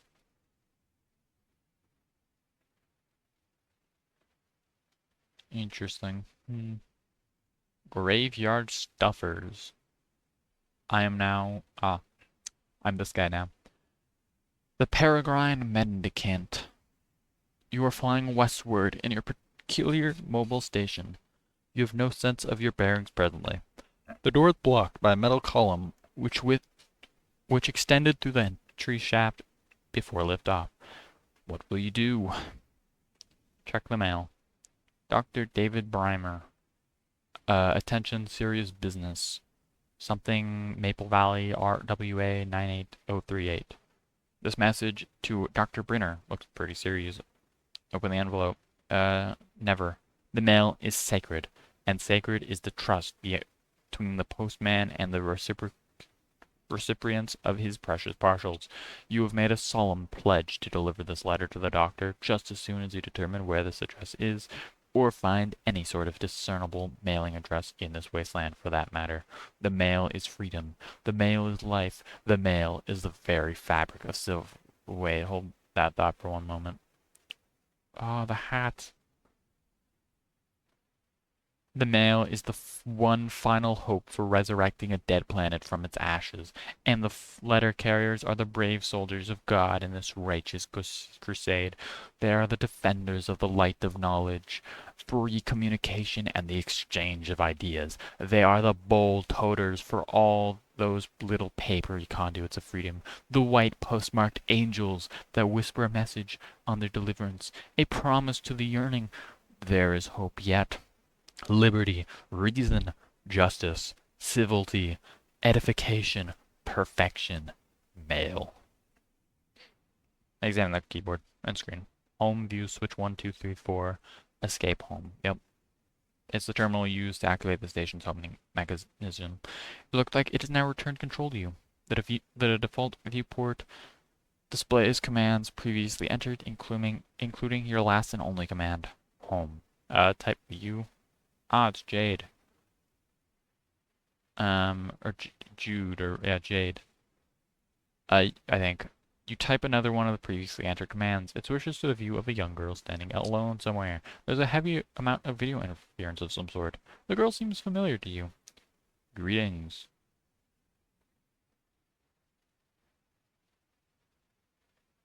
Don't I know you?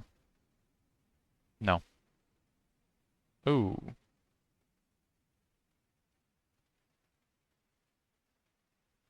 Electrifying the guy. Okay. Hmm. Unfortunate. Skynet laboratory unestablished in a minute and 30 seconds. Refuse to acknowledge the absurd T-set. It's not important. You successfully disregard the T-set because it's stupid and shouldn't be in a place like this. You probe further into the lab. Looks like a little girl's room. This all strikes you as a bit odd. No time for messing around in here, though. Cute cat plushie thing? Wear the scarf. Be the writer. Oh, something's in the T-set. Okay, maybe you'll do a little messing around. You are the only human at— Ah, what's that? Oh, it's cats with 4 eyes. I mean, that's fine. You are accosted by a friendly mutant kitten. John, resist the great urge to take the wedge to jail. You know you should grab this thing, but it kind of fills up the hole pretty nicely. You are suddenly feeling apprehensive about entering your father's room. With all this scampering around, it almost slipped your mind how much you hate his hideous clowns. No use putting it off any longer. There's only one thing left to do. Give me a D. Give me an E. Give me an S. Give me a C. Jump down. Descend, I guess. Jade, scamper into grand foyer with wild abandon. Yeah. Last scamper. You scamper your heart out and bump into something. You don't know why he always insists on keeping it so dark in here. Oh look, it was one of his dumb globes. These things make it awfully difficult to navigate the foyer. We get it, Granddad. You like to travel around the world, going on adventures and stuff. Lousy, goddamn, stupid globes. Arm yourself with the gun. Grandpa will surely have stern words for you if he catches you without your trusty rifle at the ready. That's just what you need, another one of his blustering mustachioed diatributes. Diatribes? You are rolling your eyes in advance, getting them warmed up. But ideally you can evade him altogether. All you have to do is get past the fireplace and out the front door, and you will be scot-free. Who are those chaps on the sofa? It's a pirate and a knight with some mismatched clothing. Spooky. These are the manners for distinguished house guests. Ah, 4, yeah. Oh, there's 2 couches. They like to gather here by the fireplace for tea time, as well as pretty much all other times. It's all very mannerly and civilized. You know exactly what's going to happen when you try to sneak by. The fireplace is going to light up, and your grandpa's silhouette is going to appear in front of the fire to give you a good spook. He is so predictable. Oh, wow. And there he goes. The old man has the flame. Sweet bro and Helijeff 6. Bro, I got a ticket for the big game at sports. Dog, I am so jealous. You know I love the big game. Oh yeah, and there he goes. The big man has the rock. He's driving so hard through the paint downtown. Alley-oop, alley-oop, alley-oop for the slam dunk. Okay. The old man has the flame. I don't know why this one is linked. But yeah.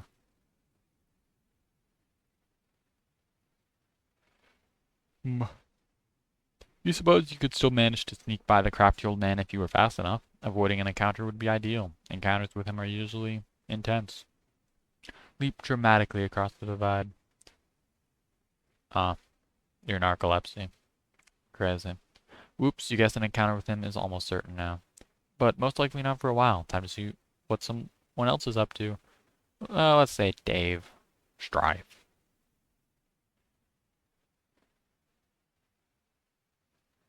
Aw, snap. Preloader, psych out. Loading. Strife? Grandpa Harley. Why are you on a plaque? This isn't real. Grandpa, it doesn't look like a grieve. Pew pew pew. Poo.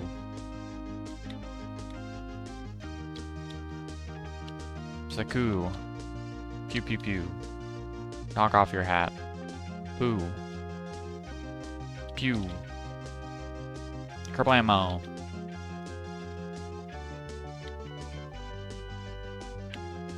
Take your hat. Put your hat on your gun. Saku. Oh, kablam. Pew.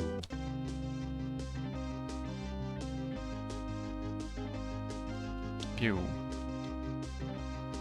Shooting the wrong way.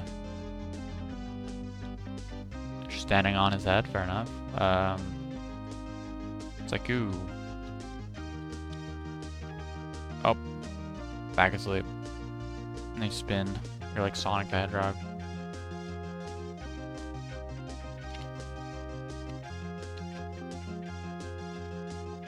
Oh, your fruits. Playing the flute. Pew.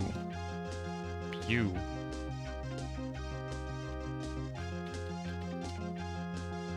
Okay. Yes, I'm going out with this gun. No, I will not go get a bigger one. No, I will not take yours. I can't even lift it. Oh, that is so preposterous. Do you even hear what you're saying? I will be fine. This is a perfectly deadly gun, and it shoots lots of incredibly deadly bullets. Oh, will you just stop it? I'm going now. Goodbye, heart. Abscond. Blah blah. He was so much easier to deal with when he was alive. Dang. Miraculously survived. What the heck? Unlock page blogspot used by Andrew Huey for behind-the-scenes commentary during the early days of Homestuck.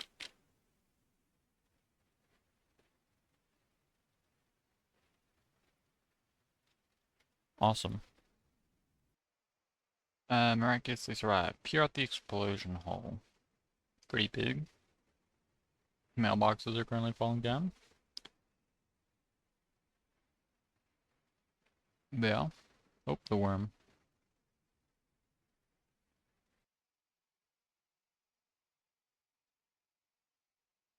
Thank you, giant worm creature. Heart. Rose refused to acknowledge the absurd kitten. What? But the kitten's so cute. Oh, the other kitten that you're holding. Oh look, there's some more mad science crap over here. That looks like an arcade machine. Insert a coin. This weird arcade gizmo, adapted to the setup, obviously doesn't take coins anymore, assuming it ever did. Besides, you left all your coins in the fridge, remember? True. Let's play a game. Purifier ready. This doesn't appear to be a game. It appears to be in a purifier. Screw around with your purifier. Where are you located? Where? Minus 3140D T1613. You messed with the controls. Hey, Jasper's is alive. Oh, this is negative 3,140 days at 4:13 p.m., I guess. Or at least he was in the past. According to this timestamp, this was almost 9 years ago.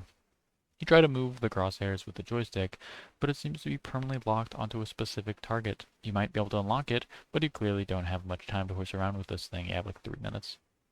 Oh wow, it's baby Rose. You zoom out. It looks like you and Jaspers were having one of your sessions. You weren't making a lot of progress though, because Jaspers was no doubt being characteristically recalcitrant. You possibly jotted this phrase down in your pad. It's hard to remember though. Wait, could this be that day? Cause a time paradox, Rose. Paradoxify. You attempt to purify Jaspers. This would surely cause a time paradox because you can plainly see that he has not told you his secret yet, but it appears the machine has a safety mechanism to prevent such irresponsible purification practices. Unfortunate. The paradox ghost imprint of Jaspers purifies instead and quickly settles into a mound of sludge. Ah, shame. Turn that into something. The machine beside it sucks up the paradox sludge and begins some kind of automated procedure. It seems whatever sort of primordial biochemical properties the sludge possesses is being evaluated by the device. What does it do? I created the cat thing. The device generates a fetal paradox clone of Jasper's. The wretched creature exhibits a number of unfortunate mutilations, though.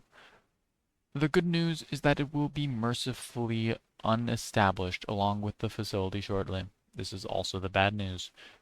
Whoever was operating this machine in the past may have been making unsuccessful attempts to perfect the science of ectobiology. Have a flashback. There's no need for a flashback.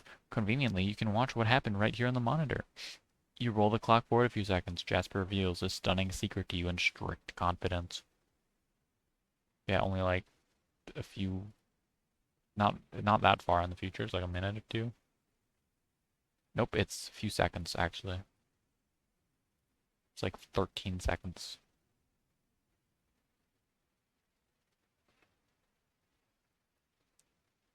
Before you could ask him to clarify, he vanished into thin air. You now believe you understand why. However, you were not the one to purify him from this moment. Your hand was nowhere near the controls just now. A couple weeks after he vanished, his body washed up along the riverbank. His suit was a mess. Your mother fitted him with a new one just before the absurd funeral service she insisted upon. Dang. Trace Jasper's whereabouts on the machine? What? He's on the riverbank immediately? Oh, wait, no. This is 7 days later. At the same exact time. You roll the clock forward to a week after he vanished. It seems there is no accessible feed tracing his whereabouts during that time frame. You fast forward another week. There he is, just as you found him. Fast forward to now. Where is he right now? Corral for Jaspers, Michael Guy Bowman.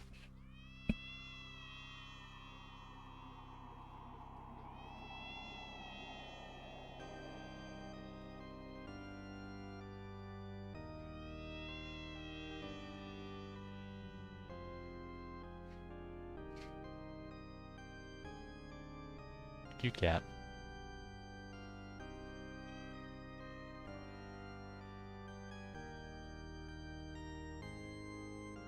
Rip.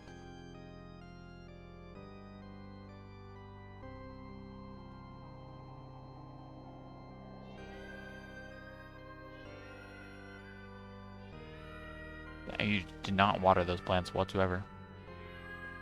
He did eventually clean them up, it looks like.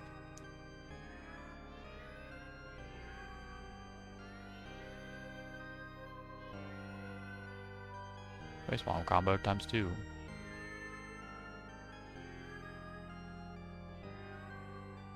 Where is he now?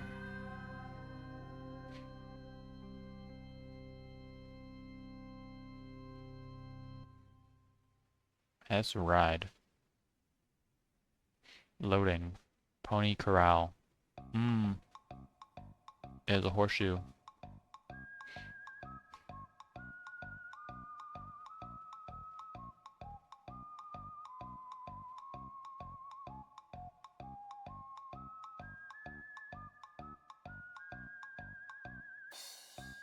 Awesome. Art.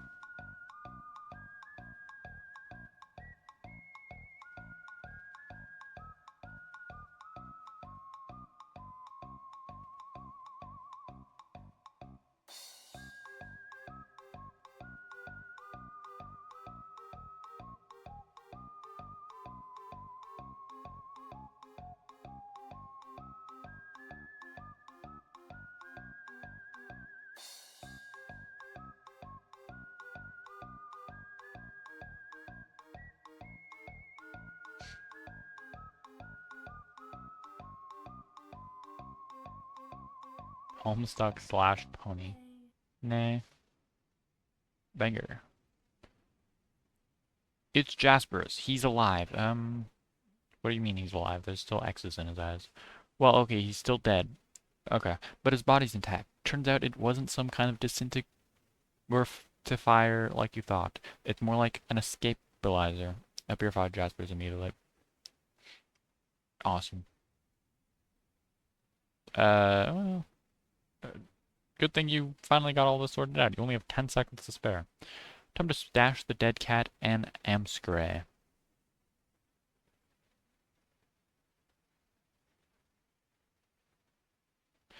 Stop fooling around and transport alive out of there. Pretty descent escapabilization. Locate and feed the devil beast you call Pet Jade. Good luck finding him. If he wants to be found, he will find you.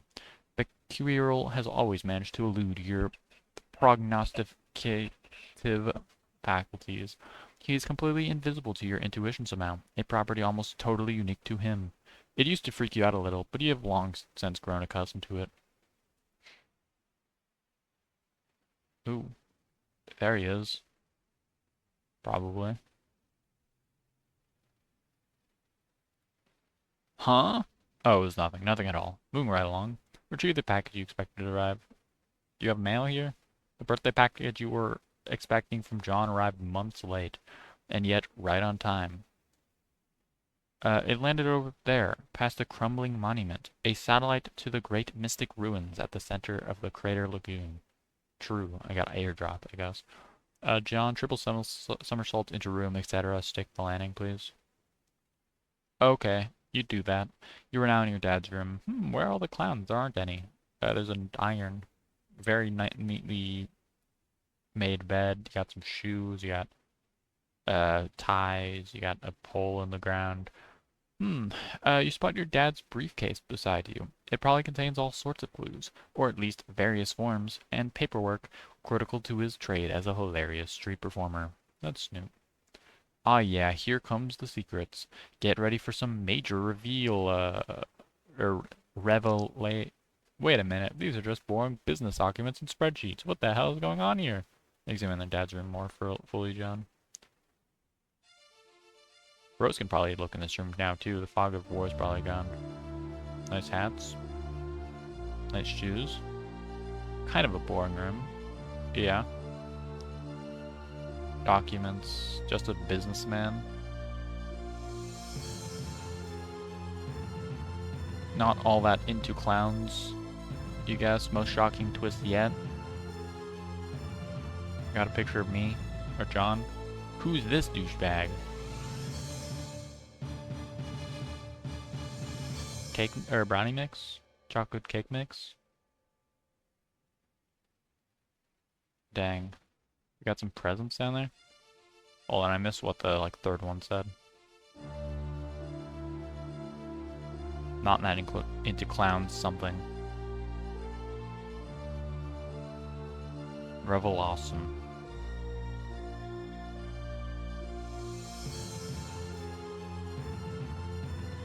Oh yeah, not that into clowns, I guess. Calm down, it'll be alright. So all these years, while you believed he was busking up the corners with hilarious antics, he was just work. He was work. So all those years, while you believed he was out busking up the corners with hilarious antics, he was working as an ordinary businessman all along. He was just a man trying to make a good, honest living for his son. Maybe he was too embarrassed to tell you the truth. Or maybe it was just that you never bothered to ask. You guess you always just assumed. Well, he's doing all right against these Harlequins. The human prisoner has broken out of his jail cell yet again. Attempts to block the cell door with heavy objects have proven futile. He's just that strong. Ooh. You're going to need a bigger safe. Who's this guy? Enter name, I guess. Spades Slick? What's Spade Slick? Spade Slick? Got a nice ring to it. But you know your own name, and that damn well ain't your name. Take another stab at it. State name and rank. Okay. State name and rank. You are Archagent Jack Noir. You oversee various affairs of a dark kingdom. Presently you are determining how to deal with this prisoner who has been a thorn in your side since he was apprehended. You view the affairs of the kingdom through a series of fenestrated walls. You have 3 walls, nearly enough to form a cubicle of vigilance, which is a full and proper enclosure for an agent of your stature. However, much to your utter contempt, your 4th wall was stolen some time ago. Okay, Jack Noir, don a comical hat. This frivolous headdress turns your stomach. You'd sooner stick your head in a furnace than coax it into this monstrosity's loathsome full maw. It's bad enough that your exalted ruler ordered everyone to drape themselves in these hideous rags the moment the troublesome man with a pipe and his child showed up, but you draw the line at the hat. Okay, call a minion then, man. Oh, what is that? That is massive. And I can't tell what it's meant to be. You order one of your burliest agents to the scene. He brings something heavier this time. I mean, it's round. It's gonna, like, roll. Your transmission is interrupted. It seems your glorious monarch has concerns over your wardrobe. Fine. You begrudgingly don the comical hat. Stupid, lousy, wise, and just leader. What a royal pain in the ass. Okay, throw the hat down. You fully intend to once your superior stops breathing down your neck for a second. Wait, what now? Oh, the guy's okay. It did not work at all. Your blood is boiling so hot you could cook an egg on your carapace. Looks like you will have to go handle this yourself. Investigate the room for anything Dad may have left behind, John. It seems there are some unopened birthday presents which Dad didn't give around to giving you yet. Or didn't get around to giving you yet. Present time. Opening present to see what's inside. Fetch Modus control deck. Inventory management system. Bonus capture log pack and fetch Modus inside. Incredible Solidex behavioral conglomeration at your fingertips. The one on the right seems promising. You open it to see what is inside, and oh god, yes. Obtain the sweet loot. You tear into this thing and put a mean peep on the sweet loot. In addition to the Modus control deck, you got a bonus array fetch Modus, plus another 12 cards, which are practically worthless by this point, but hey, you'll take them. Yeah, you can duplicate them. Oh, jeez. First thing you do is flush the extra cards into your deck. Okay, really, this is just way too many cards. Yeah, what is this? 2, 4, 6, 8, 10, 12, 24. The array modus allows you to store and retrieve any item from any card at any time. That seems way too good. It seems exceptionally serviceable, albeit difficult to weaponize. Boring. Read instructions for the control deck. FIFO. There's nothing to read, really. You just pop some Modus cartridges into the slot, fire it up, and see what happens. You start by putting the stack and Q modi into the slots. Your cell deck now behaves like both a stack and a queue. Items can be removed from either the top card or the bottom card. Oh, I mean, that's an upgrade. Put that thing in as well. Now it's...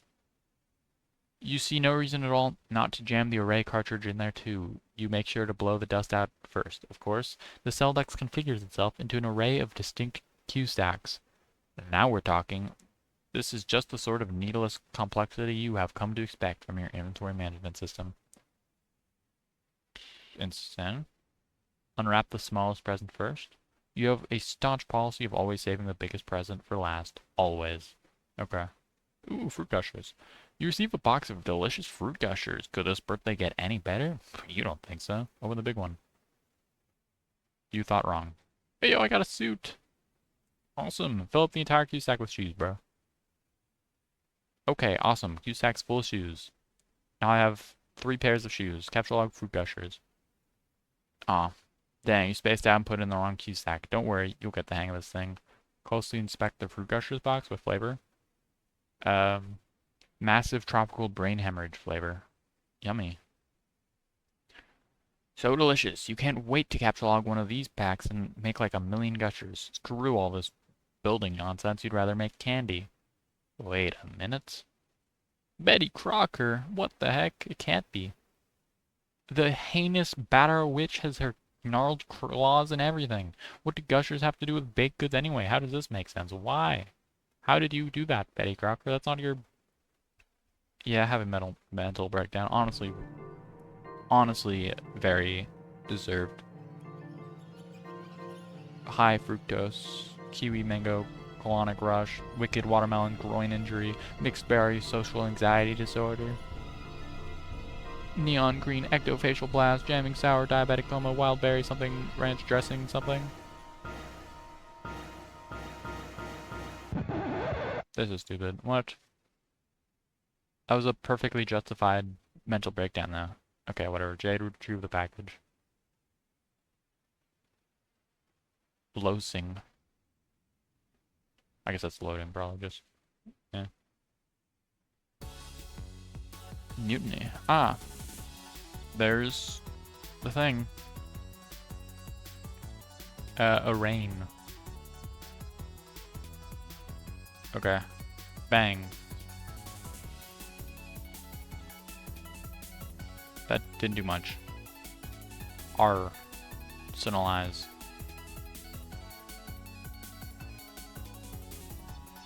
Bang. That's not where I aimed. Oh no. We're now on the bullets. How did this happen? Where are we going? I wanted that package. Okay, artillery rate. Oh god, he turned into stars. The solar system. Oh no. Going light years away now. To a different galaxy. To a different planet. That's identical to the one we were just at. Armamentify. Crazy, the one time I aimed at the face again, it didn't go there. Well, okay, that was just John's house.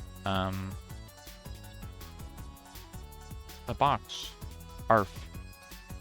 Go fetch.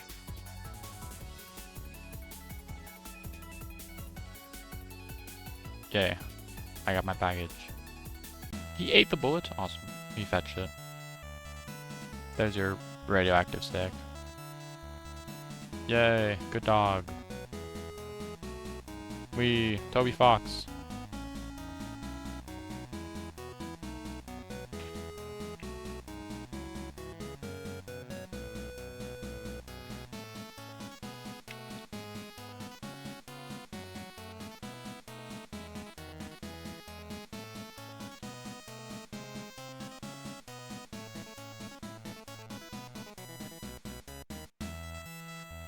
Okay. Oh, narcolepsy. Don't get to see what's in the package, I guess. Oh, dog's scaring me. To bed. Thank you, dog. Check self for any mixed atoms with cat, Rose. Nope, no mixed atoms. Looks like you and the kitty kept your genes to yourselves. Your new kitty, whose name is... You'll think of one later.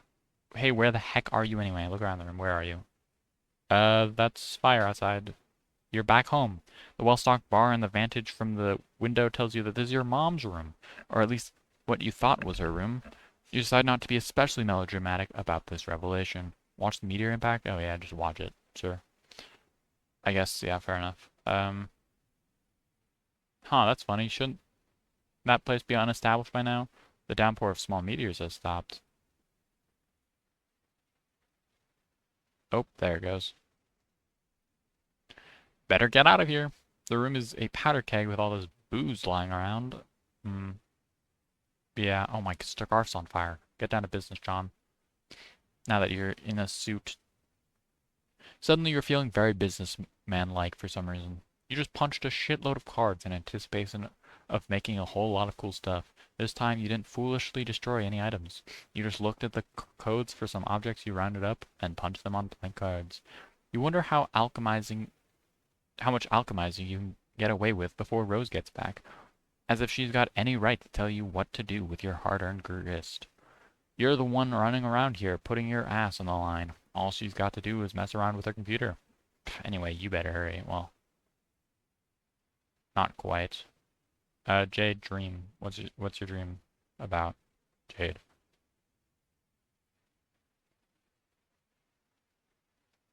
This seems unrelated to the dream. Why do you have a robot? Okay, well, this is the dream, I guess. Wait, okay. You, okay, your dream controls a robot. You are now dreaming. Your dreambot is awake and active. Obliquely foreshadow future through interpretive dance. Doing the mime thing. Your silly dance foreshadows nothing, and is essentially meaningless, but it sure is a lot of fun. Quick, get into bed. Okay. You climb into bed and try to get comfortable, but some sort of invisible force is pressing down on you. A strange feeling of cold, heavy metal. This happens every time you try to get into bed. No wonder you can never get any sleep. Realize you can fly. Because it's a dream. Awesome. There's not much to realize. Of course you can fly. It's a dream. Open the package. What's in it?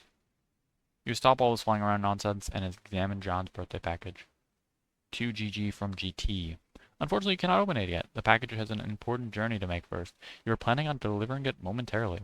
Good thing you already know what's inside. Otherwise, you would surely be consumed by curiosity and suspense. You sincerely pity anyone who might be forced to endure such a fate. Okay, months in the past? How many months? I guess the one it was sent, probably. John's house. Enough for the above weather to be seasonably reconcilable. Okay, it answered my question, I suppose.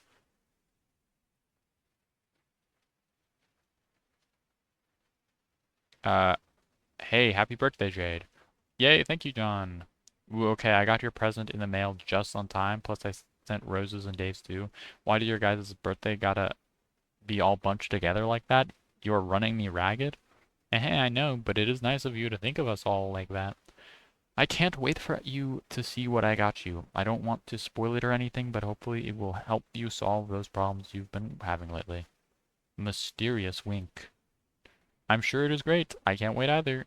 It might take a while to get here from there, but it will be worth the wait. Oh man, I'm such an idiot. I forgot about how long it takes you to get stuff. Arg. John, that's okay, really. I'm sure it will get to me exactly when it needs to, and it will be a nice surprise when it does. Okay, well, I hope so. Heart. Hold on. Okay, I'm back. Sorry, I had to tell someone to go away. Oh god, the trolls again? Yup. They have been such a pain in the ass lately. It seems like there are so many. There are either like 50 of these retards, or it's one guy this is John talking. Or it's one guy with lots of alt accounts. I've never had any sort of feeling about them or what they want, which is kind of weird, but it seems like, to me, they are probably all different people and not one guy. I have counted 12. What do they want with us? Some people just like to needle others for some reason, John. It is like a game, I guess. They're like pranksters. Oh, hell no, shittiest pranks ever. But I think they are mostly harmless. Every so often they manage to get through my block filter and hassle me. It's been going on for years. Actually, some of them are kind of funny, I think. Hee hee. Oh, wow, what? Years? Okay, well, I'm sick of them. I've been thinking of changing my pester chum handle to throw them off the jail. So I guess I'm gonna do that. Ah, go see Trickster. True. Make totems, John. You have already carved a few totems, but you've had to return to the living room for more Crooksite bowels. Your carving work is not nearly complete. Each time you re-enter your room, you shudder at the recent handiwork of some mischievous imps. You just can't turn your back on them for a second. Rotten imps. Those posters were like children to you. Fool, duh, lame kid, pointing at this. Flee rumors. At long last, you have returned to your bedroom with a stable power supply and internet connection. Vodka Mutiny purrs at your side. You suppose you will call it Muty for short. Okay, Rose, Pastor John, I guess. That's quite a totem collection. What are you planning? Oh, whoa, hi. I'm gonna make some stuff. Are you okay? Isn't your house been on fire? Hasn't your house been on fire for like 5 hours now? No, that was the nearby forest, which up until recently would have been best described as on fire. But you may be excited to learn that just as recently, my house finally notched that achievement. Wow, congrats, I guess. Thank you. Have you seen Dave? His bro is probably busy kicking his ass. Very true. He is getting his ass kicked and falling down some stairs, last I remember. That's probably all there is to say on the matter. Okay, I'm going to start putting this grist to use now. They're used to. Let's be sparring with the frivolous knick-knack breeding and focus on getting you up to the gate, okay? Yeah, okay, I hear you, but I think we'll have plenty. I've been killing imps all over the house, and it's lousy with gushers. Gushers? I mean grist, which serves them right for ruining my posters, the bastards. Which posters? Don't you see my sweet movie posters? Look at them, they're fucking ruined. John. Are you suggesting that imps are responsible for defacing your movie posters?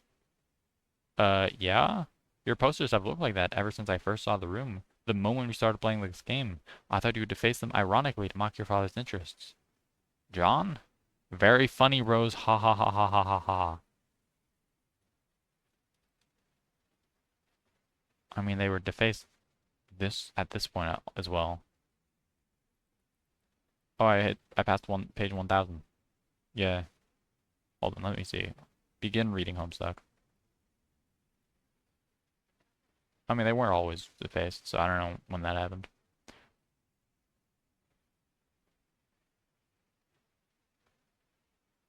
Nice joke. Great joke there, Rose. Top of the line prank. Hee hee ha ha ha ha ha. This is good. Laughter is probably the best way to avoid being especially melodramatic about the revelation. Yes, yes, let's keep this joke going because it is such a good one. Ha ha ha ha. Oh my. Ha ha ha ha ha ha. Ha ha ha ha ha ha ha ha. Ha ha ha ha ha ha ha ha ha ha. Ah, back to this guy. WV. Descend into the temple with your pumpkin thing. Pumpkin basket like it's Halloween. You cannot descend from the top of your mobile station. The loose cable you gathered up and tied together is not yet long enough to allow you to reach the ground safely, not even close. You have used all the cable you can find. You will have to come up with another plan. Sacrifice your mayoral stash for more cables. I don't think it'll. No, I guess this wraps around me quite a bit. No way. Absolutely not. What? Are you crazy? A mayor does not relinquish his mayoral sash under any circumstances ever, period? Okay, purify the temple then, bro. That's such a dumb idea. Not as dumb as using your sash, but it comes close. The temple is way too big. You'd probably just end up purifying a chunk of useless, boring rock. Okay. Wait, what's that? The lightning thing. There's something dangling. That looks useful. There's something dangling from the top of one of those towers near the temple. Command Serenity to carry the rope to you. I don't think Serenity could do that, probably. I'd imagine it's not strong enough. She is a tiny insect and cannot possibly lift more than the weight of a pumpkin seed. She does, however, inform you of what the ledge contains through a series of informative blinks. There's an old, rusty harpoon lodged into the crumbling rock. Tied to it is a bunched up jumble of handy cable. This strikes you as convenient. It is almost as if someone knew you would need a bunch of cable, and that you would have a mayoral sash made out of cable, and that you would particularly attuned to that, and that you were particularly attached to that mayoral sash, and would stubbornly refuse to use it. Anyone who knew that much would surely possess a special gift. Alas, it seems a bit far-fetched. Get ye, bruh. 2009, April 13th. Okay, we just established it was a cable and not a rope, but that's okay. You take a hasty swig from one of your delicious puns and put down. You then quickly adjust the coordinates to purify the jumble of handy cable. Ah, you purified it from the wrong date, bruh.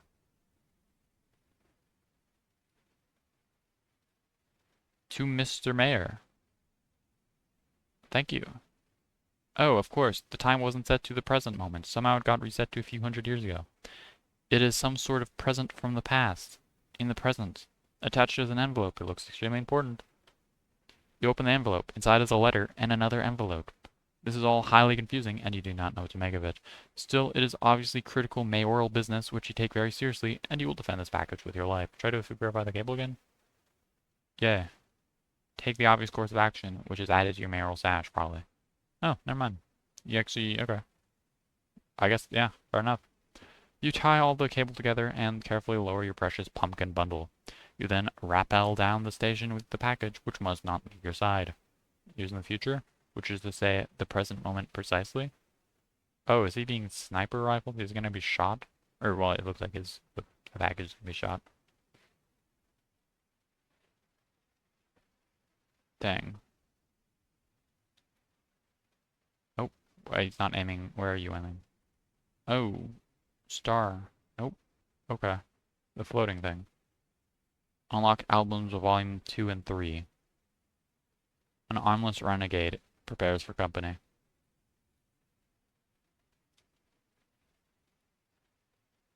Aimless. Nice caution clothing. Build as much as you can as fast as you can, Rose. I guess you built the stairs. Okay. Okay, while I make some stuff here, can you keep an eye out for imps? Just keep the safe or tub handy or something. It'll serve them right for trashing my posters. I keep telling you the posters were always like that. And I keep telling you, haha, very funny. Here, look.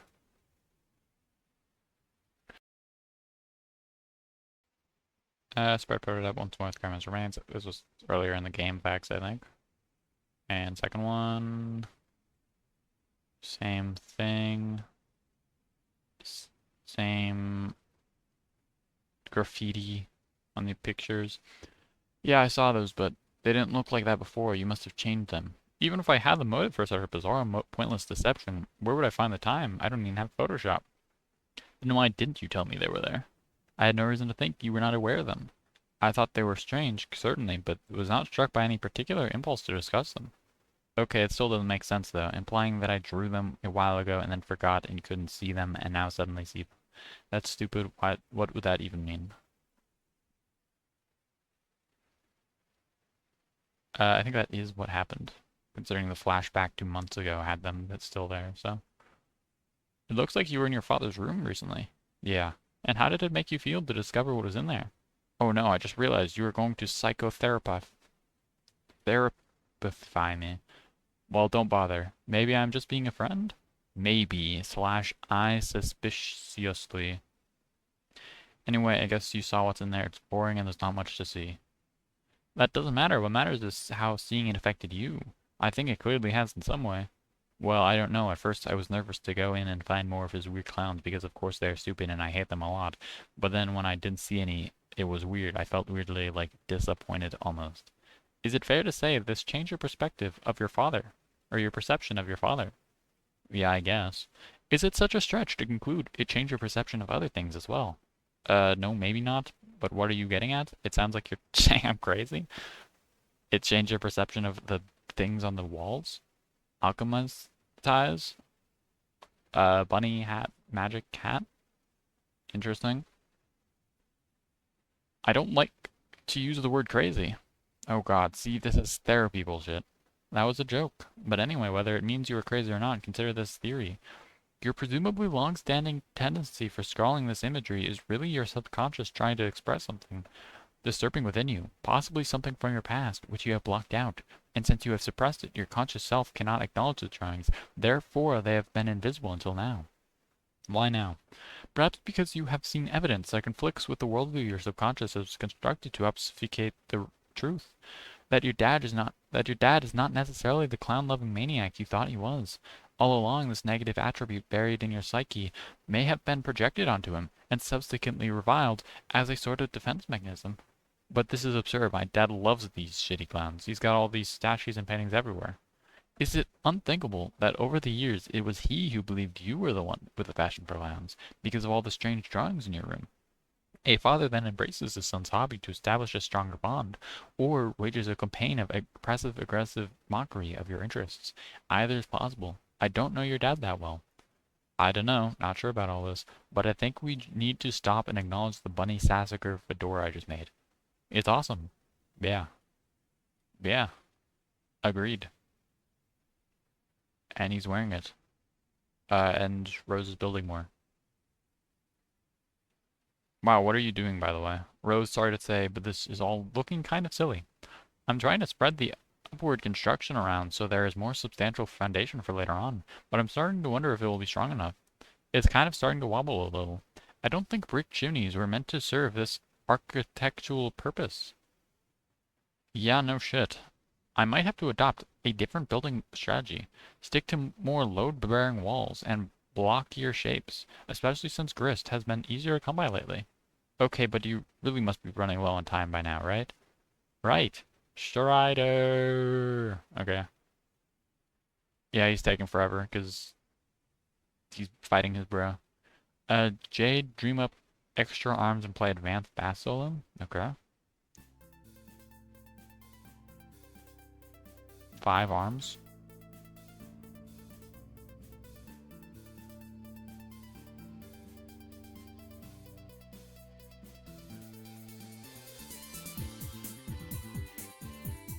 Banger. Guardian V2.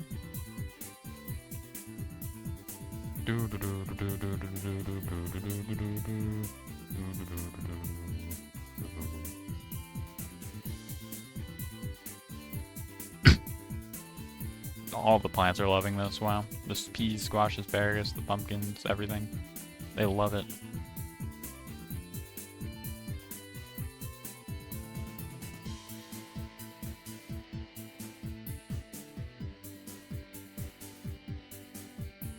The yellow world. Okay. It's a Katamari. Oh, wait, no, it's a HFJ1. Prospit.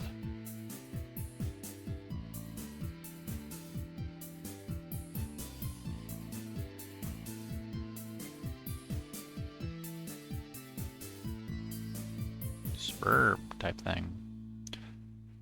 Okay, change warp Drobophire to cycle through Starheart Horseshoe for some reason. Oh, your other... Okay. Okay, good idea. You leave the moon in the cycle, though, because you like it. Okay. Go explore the Golden City. Where are you? The Golden City. Fair enough. Explore it, though. It's kind of large. I don't know that you'll be able to explore it all. Um... Yeah, okay. Oh, who are those? They don't exist. Go and make a new friend. Jade. Um... That guy, or... Yeah, that guy.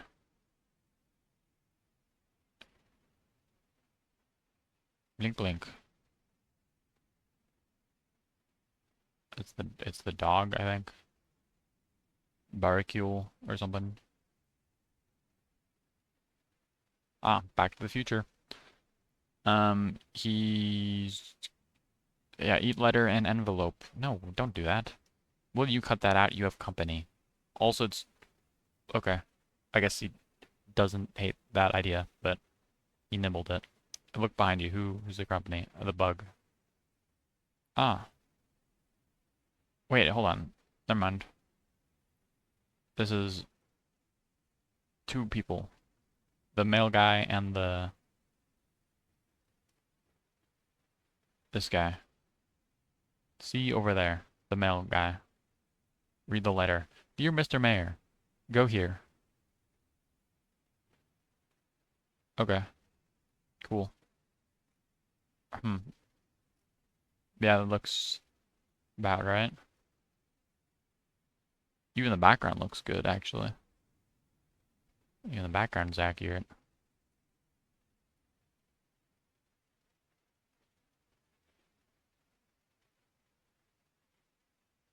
And the locations of the lines on this are accurate. Like,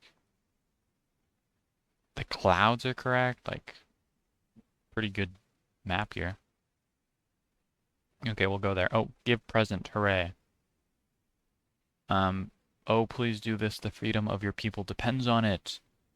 Your friend. Okay. I mean, he's not the male guy, though, but yeah.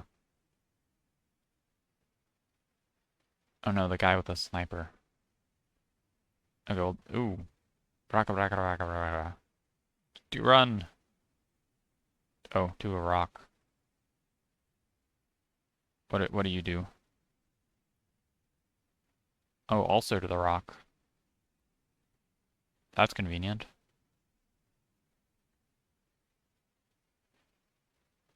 Okay, we'll give it the thing.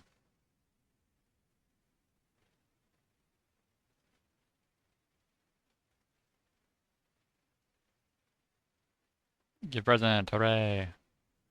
To Miss Mail Lady.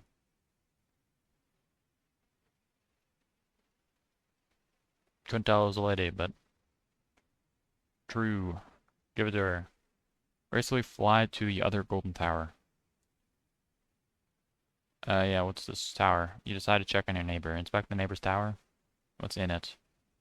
It is very much the same as your own. The only difference is that this one is home to a young boy instead of a young girl. You peer through the window. Ah, it's John. John is, of course, sound asleep. It looks like he is having troubled dreams, as usual. You cannot disturb his slumber, though. He will wake up when he is ready. It's got the same graffiti on the walls. Okay. Speaking of John, you wonder if he got the birthday present you sent him. Or, for that matter, if you even remember to send it. Darn, you get so confused sometimes. If only we had some systems in place to help you remember things. Oh well. Shame you don't. Your moon is getting very close to Skya. You had better go inside soon. It is never a very good idea to be outside during the eclipse. Maybe you can take this opportunity to log into your computer and ask John about his present. You just know he will think it is awesome, and it will be a great way to thank him for the wonderful present he got you. Alchemize in a 1980s time-lapse montage? Okay. Do that. That'd be pretty cool, and would promote the appearance to the audience that a whole lot was getting done in not much time. But it also sounds like kind of a pain in the ass, so you decided to play it straight up this time. Rose has moved the alchemizer back down to the deck while she reworks the building project up there. Just as well because it will save you a lot of legwork. Between this thing, the Designix, and the lathe, that's a whole lot of scrambling around. Okay, recombine the hammer and bug ride. Yay. Hammerhead pogo ride. Combined in a different way this time, I guess. Different order, maybe. I don't know. This time, instead of overlapping and the two cards which created the pogo hammer, you use the two cards to double punch a blank card, producing a different hole pattern. Ah, this is the thing you were mentioning earlier. I have a ping. Hold on. I think Icon Gauntlet probably, or no, it's Snock saying woohoo. The result is the Hammerhead Pogo Ride. It doesn't look like it's as much fun as the original ride, but to be fair, it's probably a lot safer. I don't know if I would agree. Double punching cards creates patterns with more holes rather than less holes by overlapping cards. This strikes you as a viable method for combining more than two items without whittling down to too few holes, or too many. Just mix up the overlaps and double punches, and the sky's the limit. Okay, combine ghost shirt and suit. Yay, that's awesome. You got a... Nice. You make the green slime ghost suit. That's awesome. And you got the green tie as well now? Actually, banger combination. Pretty swanky, but you are not completely satisfied with the wardrobe upgrade yet. Okay, combine the ghost suit and the wise guy book. I don't... Okay. Yeah. Ooh. Actually looks pretty alright. Just made it blue. Ah, you make the wise guy suit. This is so much better. It seems there are lots of secret trickstery gimmicks concealed in... Oh shit, there go the cards. Okay, combine the glasses and the PDA, so you got super cool glasses. You have glasses? That's crazy. Serious business goggles. You make the serious business goggles. This is a pretty nice hands-free communication solution, and it makes you look way cooler, like one of the kids from Spy Kids or something. God, that was a good movie. Real Spies, only smaller. Yeah, it was a good movie. I remember that movie. Though I kind of lump it together with Fireboy and Lava, or Shark Boy and Lava Girl. Though Spy Kids is the one with the grandpa, I think, in the wheelchair. Spy Kids Game Over. That's the one with the Game Boy Advance game that sucks. Combine Sledgehammer, Telescope, and Sassacre decks. That's a lot of things to combine, but yeah, sure do it. Ooh, that's an insane hammer. Bit big. You make the Telescope Sassacrusher, or the Telescopic Sassacrusher, at pretty considerable expense. Oh yeah, that's way too expensive, bro. This thing could probably pound an ogre into crude burger. Of course, you have no hope of lifting it whatsoever. Well, combine the gushers and blue ectoplasm. Hellacious blue Ligum aneurysm gushers. Awesome. You mix your gushers with some of the blue slime nano left on the wall to make a box of hellacious blue phlegm aneurysm gushers with ghostly healing properties. Should be convenient if somewhat unappetizing. Okay, combine the fake arm, blue ectoplasm, and PDA. That's all. Did you not combine your PDA with the glasses? Okay. Whatever. Remote ghost gauntlet. You got mage hand, okay. To make a remote ghost gauntlet, it looks like when you put on the special computer glove, it lets you control the big slimy ghost hand. The ghost gauntlet appears to have a considerably higher lift capacity than your own puny arms. Yeah, you can actually use the hammer now. Combine Ghost Gauntlet and Bathroom Mirror. Now you have two. Left-handed Remote Ghost Gauntlet. You make a left-handed Remote Ghost Gauntlet to complete the pair, because you don't see why the hell not. Combine the Umbrella and Straight Razor. That doesn't seem very useful for acting as an umbrella. You make the Barber's Best Friend. Really? That does not seem very convenient to use. It suddenly seems worthwhile to you to go nab that umbrella-kind strife speck of this that's been lying in the study for a while. Combine the Gushers and Shaving Cream. Why would you do that? Barbasol, Betty Crocker. You make a deadly Betty Crocker Barbasol bomb. Be careful with that thing, Jesus. Combine Ghost Dad poster with... Idiot, retarded, dead father? What? Messed up. Okay, you have a cool idea for something to do with your Ghost Dad poster, but it looks like you drew shit all over that one too without realizing it. Lousy, goddamn, stupid subconscious. Anyway, you think you have a good idea how to clean it up. Capture log / punch Heath Ledger Joker figurine. Only two shared between the two? Okay, it works, I guess.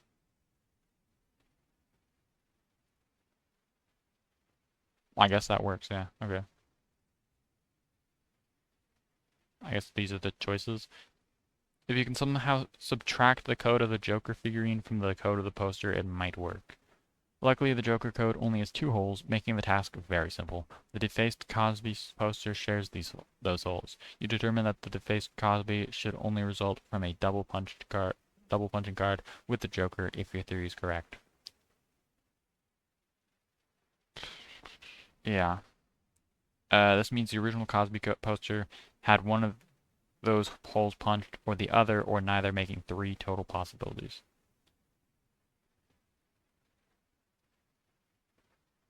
So this is one with just the top right one missing. This is with both missing, and this is with just the bottom left one missing.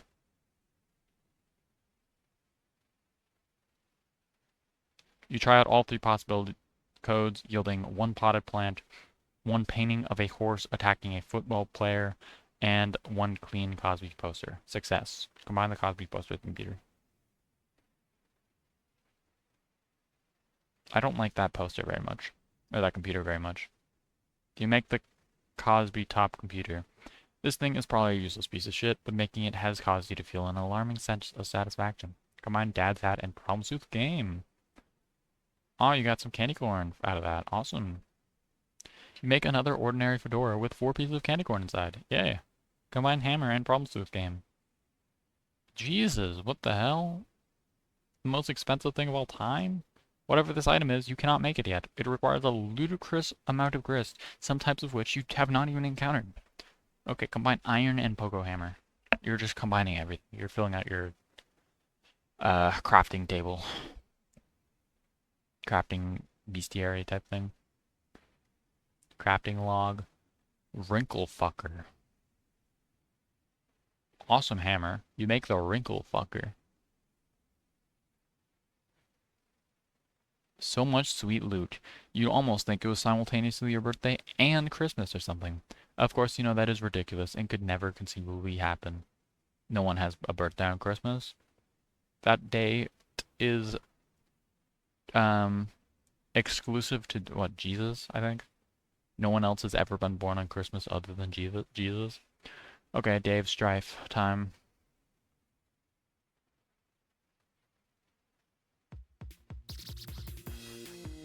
Toby Fox.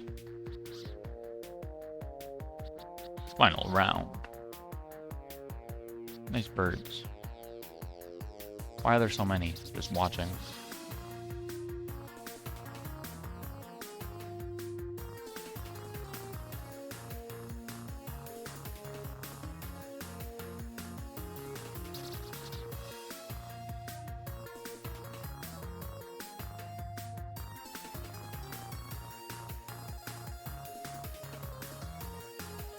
My sword, piece of shit. No.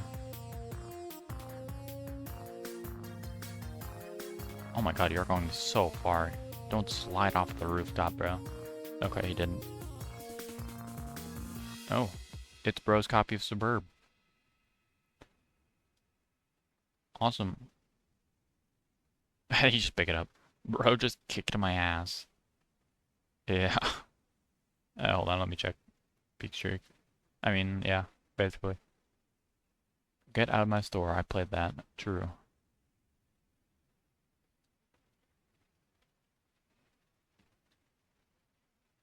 That's really all there is to say on the matter. Yep. Okay. Pester John, Jade. Garden Gnostic began pestering ectobiologist at 1325. Oh, it's the eclipse. True.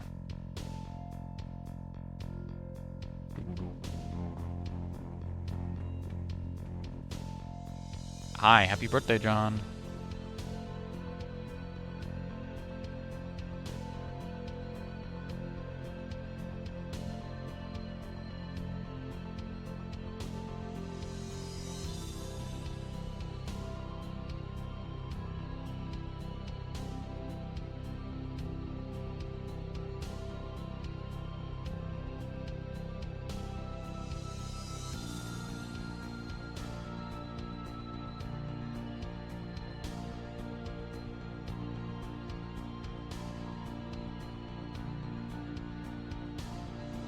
Nice cloud?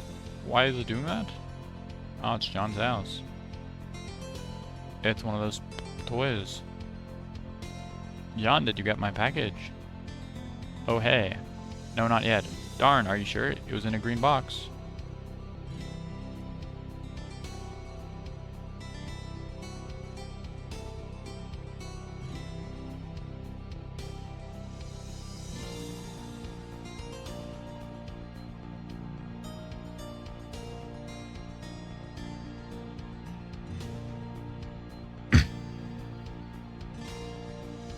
Nice John Egbert. Cloud.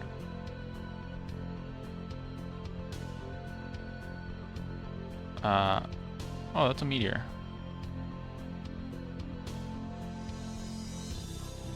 And that's a crater. Oh, it is this game. Okay, it's okay, I guess I'm still figuring out. Whoa, what is that? What is what?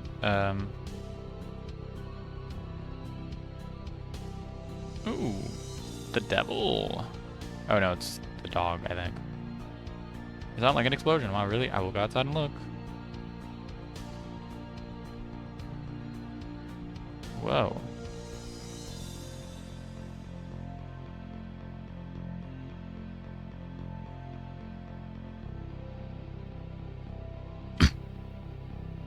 It landed pretty good ways from my house and we went to look at it. It's pretty big, but Beck doesn't want me to look at it or something. I'm gonna have to reread this afterward. Oh, John is... Dream John is awake.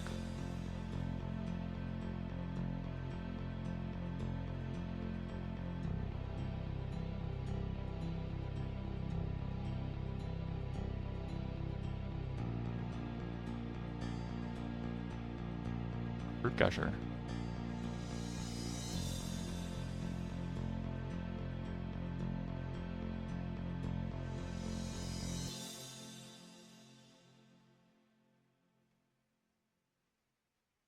Okay. Darn, are you sure it was in a green box? Oh, yes, but it is in my dad's car and he's still out at the store. He should be back soon. Great, so what are you up to today? I am up to my neck in the suburb stuff. TT is making a royal mess of my house. Lol, what's suburb? Oh, it is this game. It's okay, I guess. I'm still figuring it out. Whoa, what was that? What is what? There was a loud noise outside my house. It sounded like an explosion. Why, really? I will go outside and look. Oh man, alright, but be careful, okay? I will. I'm back. Oh, hi. I want to investigate the explosion I heard. Was it by any chance a meteor? Yes, how did you know?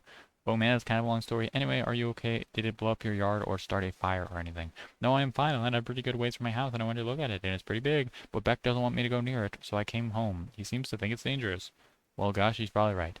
Anyway, what have you been up to, John? Oh, did you get my package yet? Yeah, I was trying to get it, but Rose dropped my car into a weird, spooky, bottomless pit, and the package was in the car, and I'm really sorry about that. Oh no! Well, okay, I guess I should start at the beginning. See, a meteor blew up my neighborhood. That's terrible, John. I'm so sorry. But I'm okay, and my house is too, sort of. That game I was telling you about, Suburb, which I was playing with Rose, sort of transported me somewhere in the last minute. But now I'm trapped here, and it's weird and dark, and I can't find my dad, and I just lost the car, and my copy of the game in the pit, and I think I have to save the world from the apocalypse. Well, it sounds really crazy and kind of scary, but it also sounds kind of exciting. I don't know, John. Maybe this is your destiny. If anyone can save the world, I think it is probably you. Wow, you think so? Yes. Well, okay, but it's not even that simple. I was about to connect to Rose to help transport her and save her from meteors and fire and stuff, but she lost battery power and I lost the game disc. So I think I have to get TG to use his copy and save her, but that jackass won't shut up and stop rapping and stuff. Haha, he is so silly. Yeah, anyway, I should talk to him about him, so B or RB. Okay. Hey, whoa, there you are.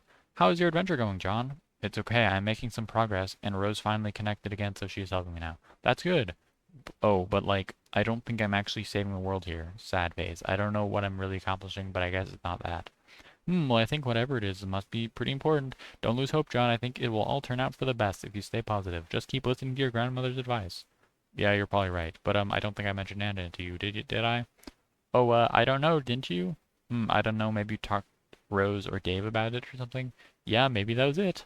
They're really weird when they talk to me about you. Like, they're always trying to convince me you have some spooky powers, but I'm always like, no, she seems like a pretty regular girl to me. Heh. But then when I think back, maybe there are times when it seems like you know some things, like maybe you know more about a thing than you are telling me. I don't know. Oh, well, John, I want to explain lots of things to you. Some things that I know. I'm just waiting. Waiting for what? Oh, John, I forgot. I was messaging you about that meteor that fell near my house. Oh, yeah, whatever happened with that. Oh, boy, well, it turns out I was confused about it. Really confused. See, I guess I fell asleep for a while and lost track of time. That happens. Yeah, I know. Tell me about it. Maybe you should, like, wear an alarm clock or something. So what's the deal with the meteor? Well, it's hard to explain, but I know what it is now, and now I know everything's gonna be okay. So what is it? Or is this just another thing you're waiting to tell me? Oh gosh, John, I really want to tell you all this stuff, but I can't yet. I really think you need to wake up first. Huh? Well, okay, not literally. Well, okay, maybe kinda literally. Ah, stop being so confusing. Lol. Anyway, time for you to go, John. I think you have some company. Update colorful reminders. Yeah, it's been a while. You take a moment to gather your thoughts after your dream. While you are asleep, it can get very confusing, figure out what is really happening and what isn't, especially during the eclipse when you are exposed to many visions of the past, present, and future through a variety of cloud mirages. It is only after that you wake up that you are able to start making sense of it all, and your reminders help you to do this. But on reflection, there wasn't much in the dream about the future. You were quite surprised to see your dog in your dream, though. It was the first time the crafty guardian has ever appeared in a dream. You have learned that today is his birthday, just like it is for your other best friend. You've always wondered about this, and never had the chance to throw him a party and bake a cake, but now you can. But if you do, it seems you'll need a lot of candles. Yeah, he's, what, centuries old? I don't know. Probably. He's asleep. Beck has never allowed you to enter the mystic ruins for reasons you never understood. You always assumed it was on account of your protection, but your dream has strongly suggested to you that it is where you need to go now. Since your dream bot is secured in its chamber and does not need to be looked after, Beck is taking a nap in the grand foyer, as he usually does. Perhaps you can take advantage of this and sneak out of the house another way? Grab your harpoon gun. A different gun. Is it a rifle? I guess so.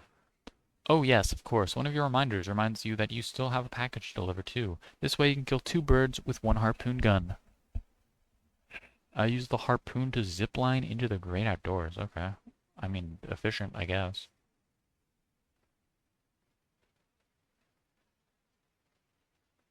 Dang, that was a... Ooh. Right on the runes. Okay.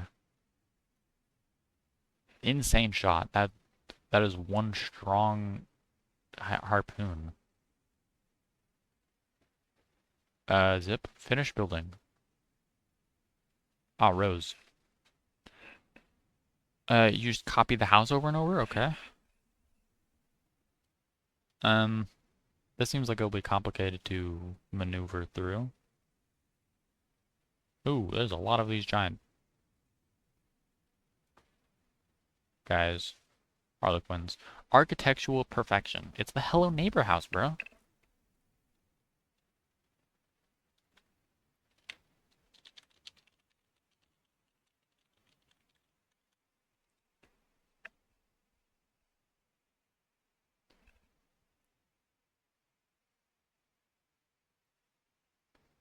Mourn the loss of Cal. Yeah. Rest in peace, Cal. See you, little dude. If you had any more apple juice, you'd pour some out for your homie. You'll have to remember to double check your closet for more juice. Okay, go get a new sword. You should probably also take the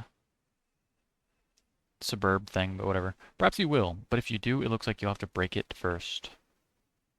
Uh, Perfectly good strife specibus down the toilet. Thanks, bro. One half blade kind. Capture log the beta. Uh, you tried and grab the BETA 6, but you forgot your Silodex is completely packed.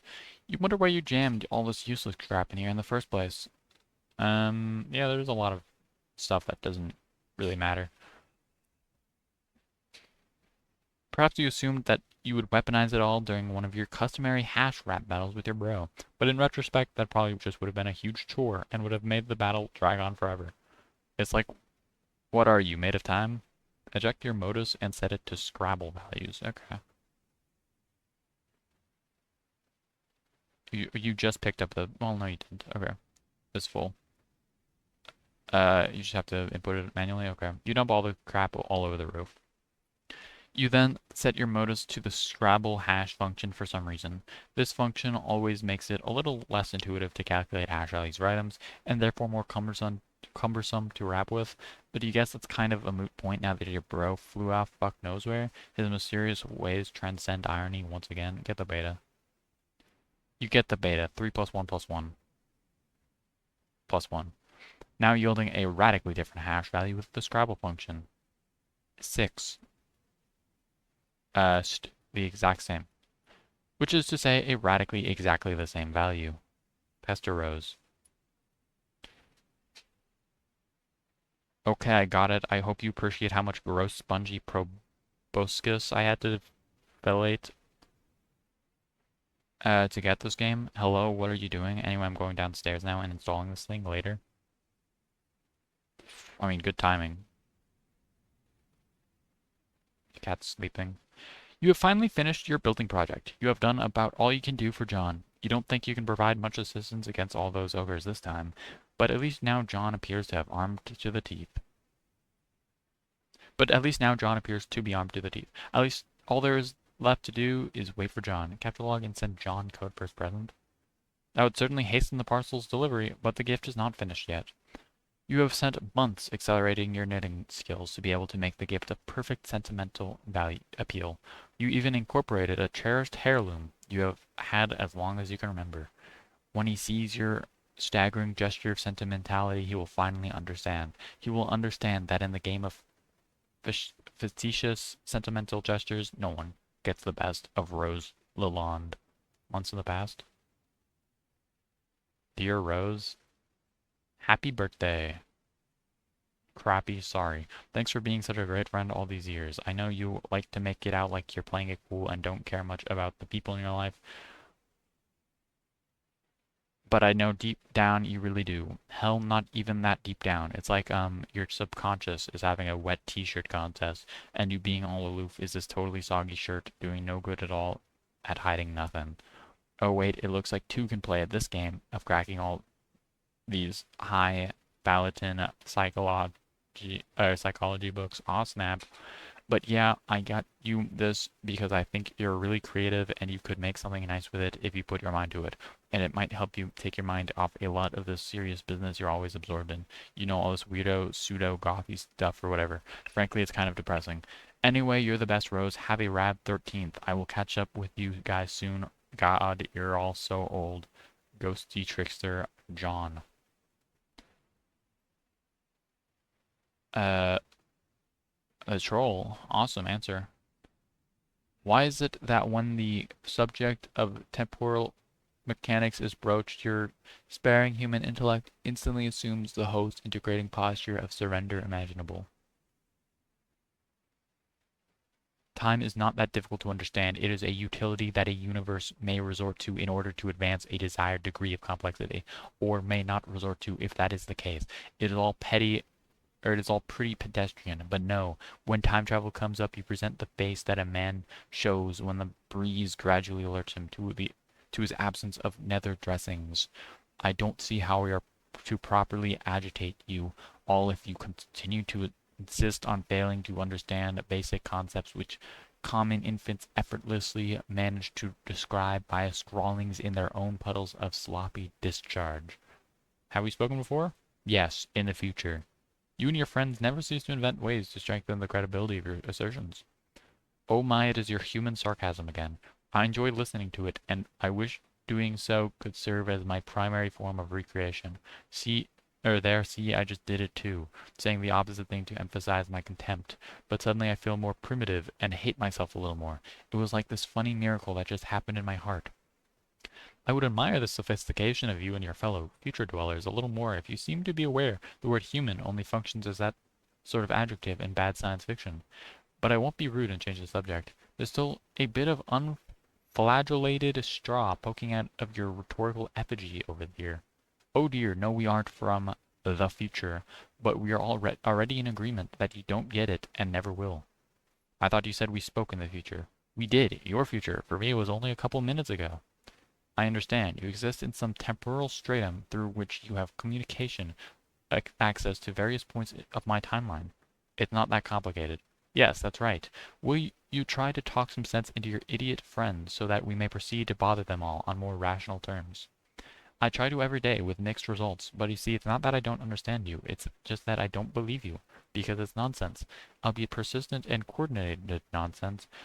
Why would a bunch of temporarily dislocated trolls want to harass a group of friends throughout completely random points in time?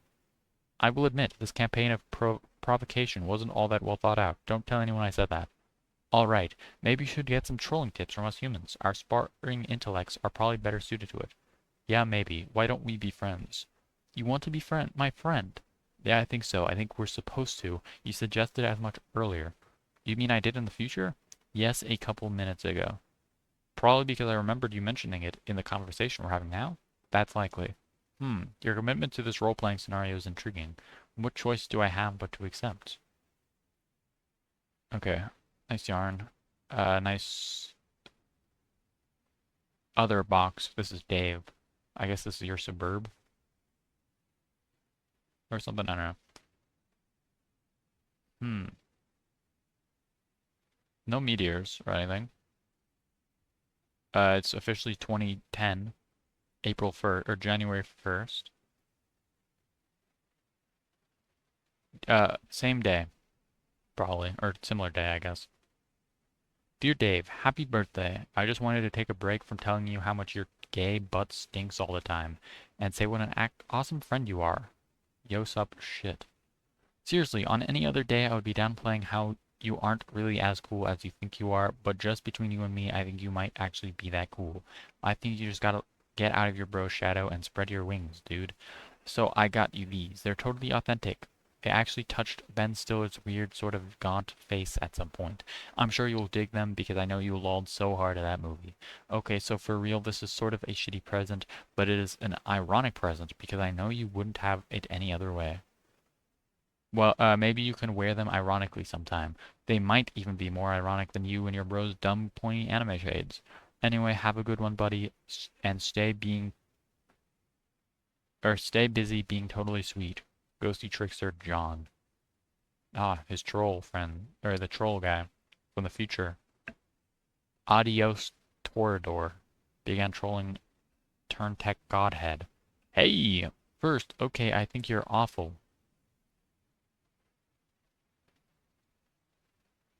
Apocalypse arisen. Let's put that fact on the table where we can both see it. Now you have been primed for the digestive ruination that's about to take place and the comprehensive soiling of the laundry enveloping your person. Oh my god, you type like a tool.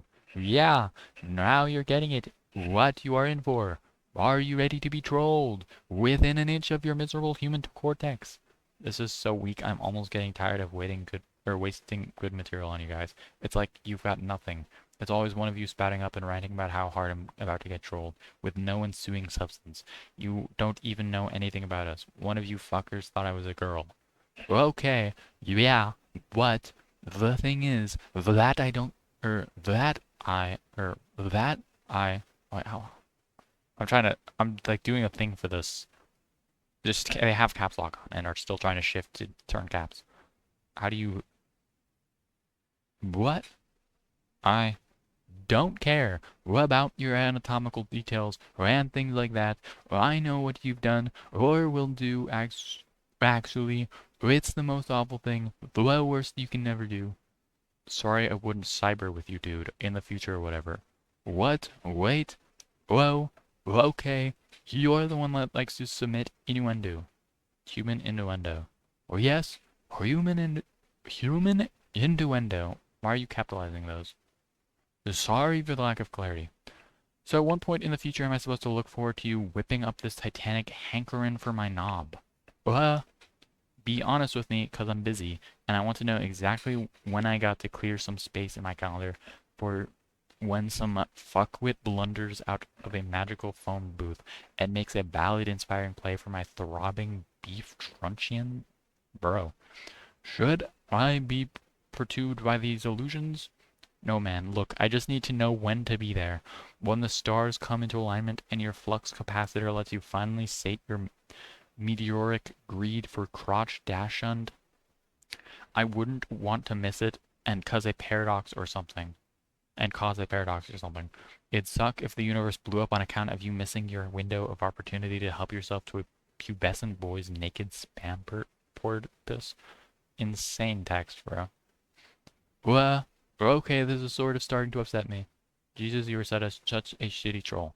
Well, I guess I'll leave you alone and find another point in time to bother you when, I guess, you are more emotionally susceptible and don't have all these bees in your bonnet about your human sexuality. Oh no, no dude, you sassed me up. We are in the shit now, together, for the long haul. Bye. What? We're motherfucking entrenched in this bitch, you and me. Welcome to Nam. Now grab my hand and shimmy your soggy ass off that muddy bank before Charlie gets the fucking drop. Who's Charlie? He's the guy who's gonna read our vows. I'm feeling pretty freaking matrimonial all of a sudden. Take a look down by your foot. See that little bottle? Stomp on that shit like it's on fire. Noisy ethnic dudes are flipping the fuck out and waving us around on chairs till someone gets hurt. I'm your 300-pound Mantronly freight train, and my gaping furnace is hungry for coal, so get goddamn shoveling. Oh my god. Bro, look in my eyes. That twinkle, that be devotion. You herniated pro wrestler's sweaty purple taint. Sparkling like a visit from your fairy fucking godmother. Shit be pure and true. That's what you see. A kaleidoscopic supernova of all your hopes and dreams, all swishing together, radically eviscing arms of more little boy peckers than you can imagine. Insane text, man. Turning out insane corkscrew haymakers of a billion dancing Vienna sausages strong. This is how we do this. This shit's more real than craft mayo. Adios Torador, block turn tech godhead. Insanely justified here. You are now on this guy, the aimless renegade. You have identified a couple of unwelcome rogues outside your present stronghold. They're in violation of your jurisdiction. Despite your ordinarily striking marksmanship, you have spent your entire ammo clip without recording a single kill shot. What will you do? Realize that my weapon is magazine fed, not clip fed. You don't give a shit about that. Yeah, I don't know shit about guns, man. Examine the wall behind you. It has some hieroglyphs on it. Some alligators over a fire. Gear. Suburb. The wall exhibits rows of ancient hieroglyphs depicting an array of amphibious and reptilian life forms. This is illegal pictography. It makes you angry. Go search for more ammo. Oh, that is a lot, probably. There's plenty of ammunition stored in the various ammo crates, which you have spent a great deal of time unearthing from nearby dunes, and hauling back to your stronghold. You have a large variety of weaponry and ammunition at your disposal. Are these from Jude's? These are from Jude's guns, probably. Okay. Whether you can locate some more AK-47 rounds quickly enough is a different matter. Okay, quickly retrieve the sidearms. You receive a pair of deadly sidearms. Two of them. It's a pair. You will need a longer range weapon if you were to continue your enforcement. Okay, rocket launcher, yeah. You left your bazooka at home. What is that doing? Here's one. Oh, that is massive though. What the heck? Befriend the unwelcome rogues with my bomb. You wonder if you should reconsider your grievance with the offenders. Perhaps you should let it slide? They seem friendly enough, and it's been so long since you've had company. It would also be quite a pity to blow up that tall, attractive female. But then again, hmm. They are both in flagrant violation, trespassing through several zones which you painstakingly marked as off-limits while you conduct your investigation of this crime scene. It's your duty to investigate this illegal monument and get to the bottom of its illicit amphibious idolatry. Just thinking about all the sloppy footprints they're leaving in the sand makes your carapace steam. The law is all that's left to hold on to in this unforgiving dust bowl. You cannot afford to loosen your black claw's grip, lest justice slip through your fingers. Law is beauty, order is peace, judgment is the very basis for all that is pure, and hold that thought. You need to take a moment to wear something ridiculous before you can continue your spiel.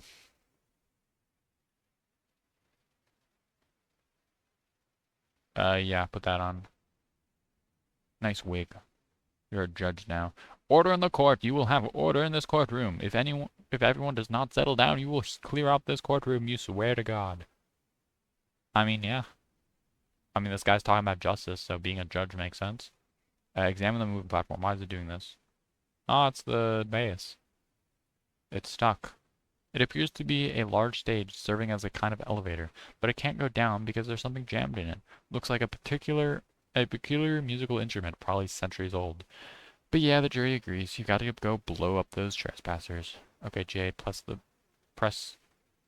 or yeah, place the present on the monument. Jade, not Jude. Different names. Similar names, though. It's one letter off.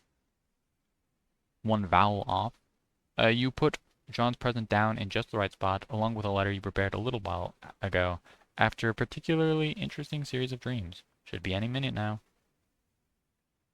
Wow. It ified. Just purified. And I'm shooting at something, the rope, to make it, proper.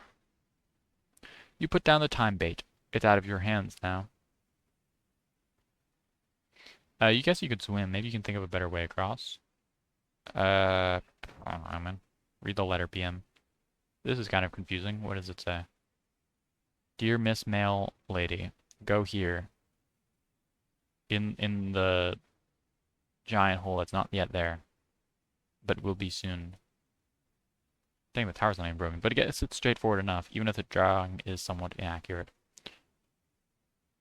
And it's no longer inaccurate, or not as inaccurate. Oh no! Berate self for unauthorized demolition. Yeah, that's messed up. You're, that was, yeah. Stupid, stupid, stupid. You had them right in your crosshairs. You have no idea how a crack shot like you could have missed. It is practically inconceivable. Be the law. You reload and take aim. That fair carapace, how it sparkles in the desert light.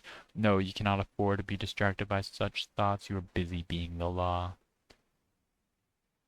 And you completely miss. You are the law. Whoops.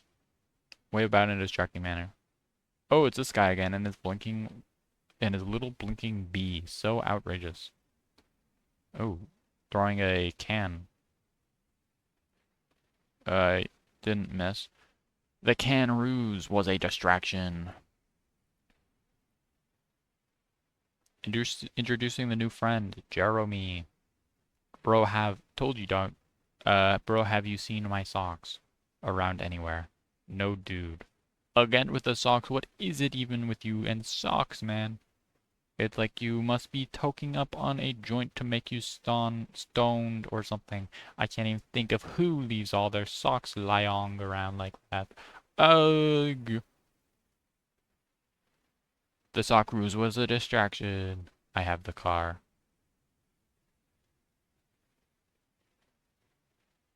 Oh yeah, bitches.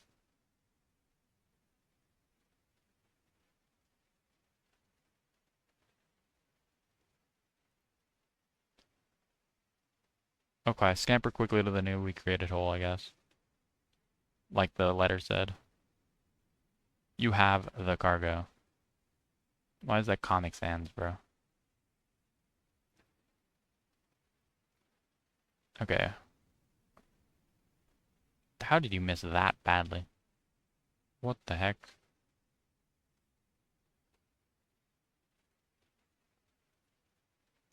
Okay, read the next step of the letter. What does it say now? Deliver here. Yeah. Last thing I asked you to something eightful. At the bottom of the letter is a series of coordinates along with further instructions. You know what you must do. Liberty, reason, justice, civility, edification, perfection. Sendificate. Male. Years in the past. Nice butterfly.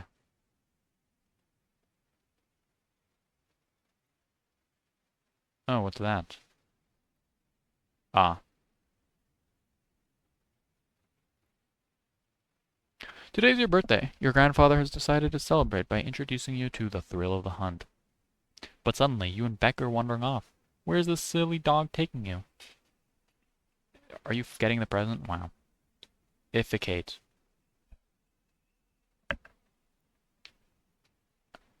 What's in the present? Yo, it's the shirt. Pumpkin seeds as well. You open it to find a shirt that is it's way too big for you and pumpkin seeds? There's also a letter. Dear Jade. What? Aw, dang, where'd you go? Blargs are terrible. Dear Jade, happy birthday. It's hard to thank you enough for your friendship over the years. Heck, if it weren't for you, I wouldn't even have met Rose and Dave so much. Or so that is like 3 times the friendship. That is almost like too much friendship, haha. I only wish I could get you something for your birthday that could remotely make up for what you've given me, but of course that's impossible. So here are a couple silly things anyway. I went to a weird Asian store the other day and saw this rad shirt, so I got it and I'm wearing it now. But there is a blue one too, which was way more awesome, and I wanted you to have it. I know you like green a lot, but maybe you'd like to try wearing blue sometimes. I bet you'd look like $1,000,000. Also, I know you've been frustrated lately about how your pumpkins keep disappearing. Well, I can't begin to explain why that's happening. All I can do is give you these so you can plant some more. Don't give up, Jade. Wherever those dumb old pumpkins went off to, I'm sure you know the fun is in growing them and taking care of them until they're ready. Ooh, got to head out to the post office now so this doesn't get to you too late. Talk to you soon, goes to Trickster John. Who is this John claiming to be your friend? And these other friends he mentions. Whoever he is, you think he might be onto something. Blue's a very pretty color. Also, growing some pumpkins sounds like it could be fun. Maybe you will ask Grandpa if you can use the Eltrium to do some gardening. This will be exciting. Wop. Ah, his John's dad. Uh, you bear the vicious brunt of this story transitioning directly in the face. You were getting really tired of this feisty man and his busy fists. Killed John's dad yourself? Here, stick this in your pipe and bleed to death slowly. Oh, you caught his hat on fire. Actually, I think Jack and John's dad can be best friends.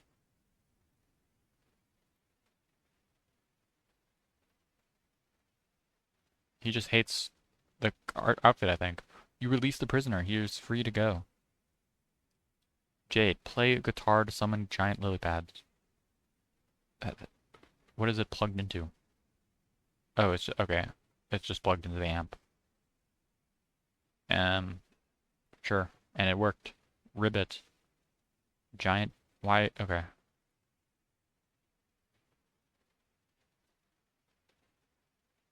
Install beta. Dave. That's a freaky image. Okay. Okay, Dave, install the beta.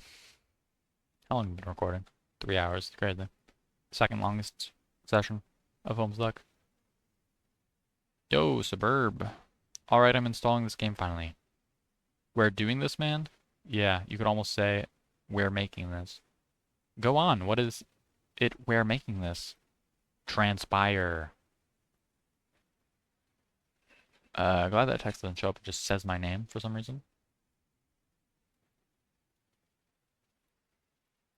True. Oh. Homestuck not responding. Oh no.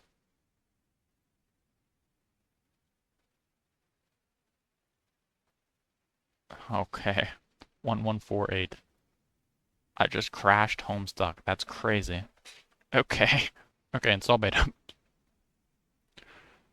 Excellent, let's make shit take place. Enter. The house is on fire. Now it is no longer.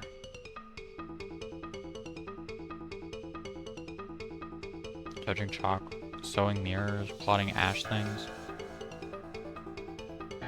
Nice. Nice juice. I mean, yeah, she's just waiting for it to load, I guess. Nice cat.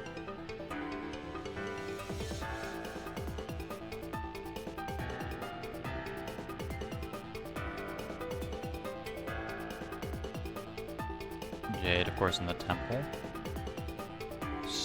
Got all the alligators and things. Whoa, it's Sweet Bro Jeff.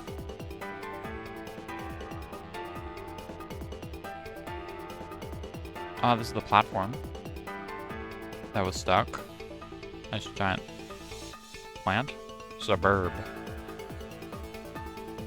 Yeah, that's almost certainly a nice logo. Probably where Steve Gunna got the logo for the Suburb rip, I'd assume. I think you're doing that quickly.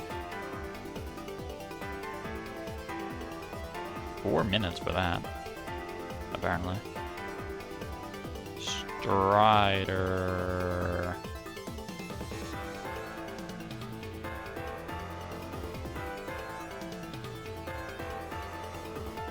Okay, you broke the hand.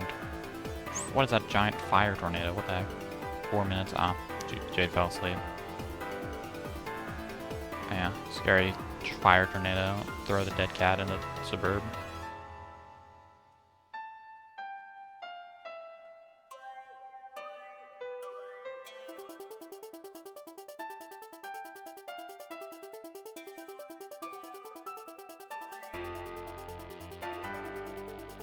Almost Sassiger. Dear John, you are now reading this. Okay. Writing that. Okay. Pretty sure I read that earlier. At the start of the act. You jumping off the roof? Okay. And how you're dropping the thing off the edge.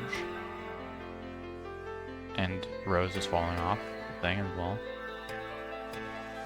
Ooh, for the bottle.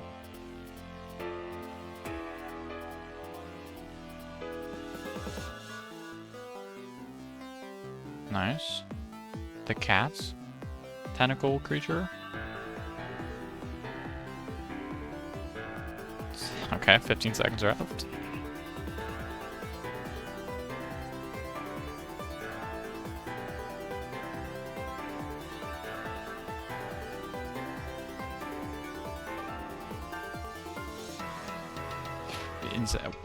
Insane that it was so close. Dave's copies? You took Dave's copies? Okay.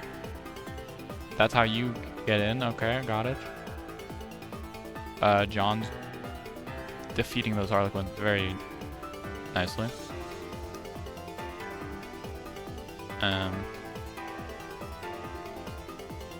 You're getting so much crisp, bro. What? You have his hat? Rude. No, the computer!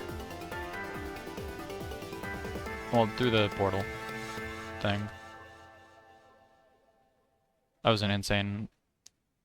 the insane page.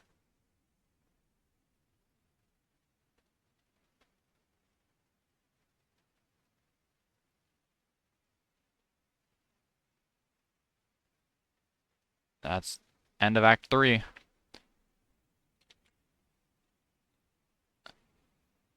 Unlock page, the blog of Dave Strider. There's this really cool dude, okay? He ran a blog for a while. That's really all there is to say on the matter.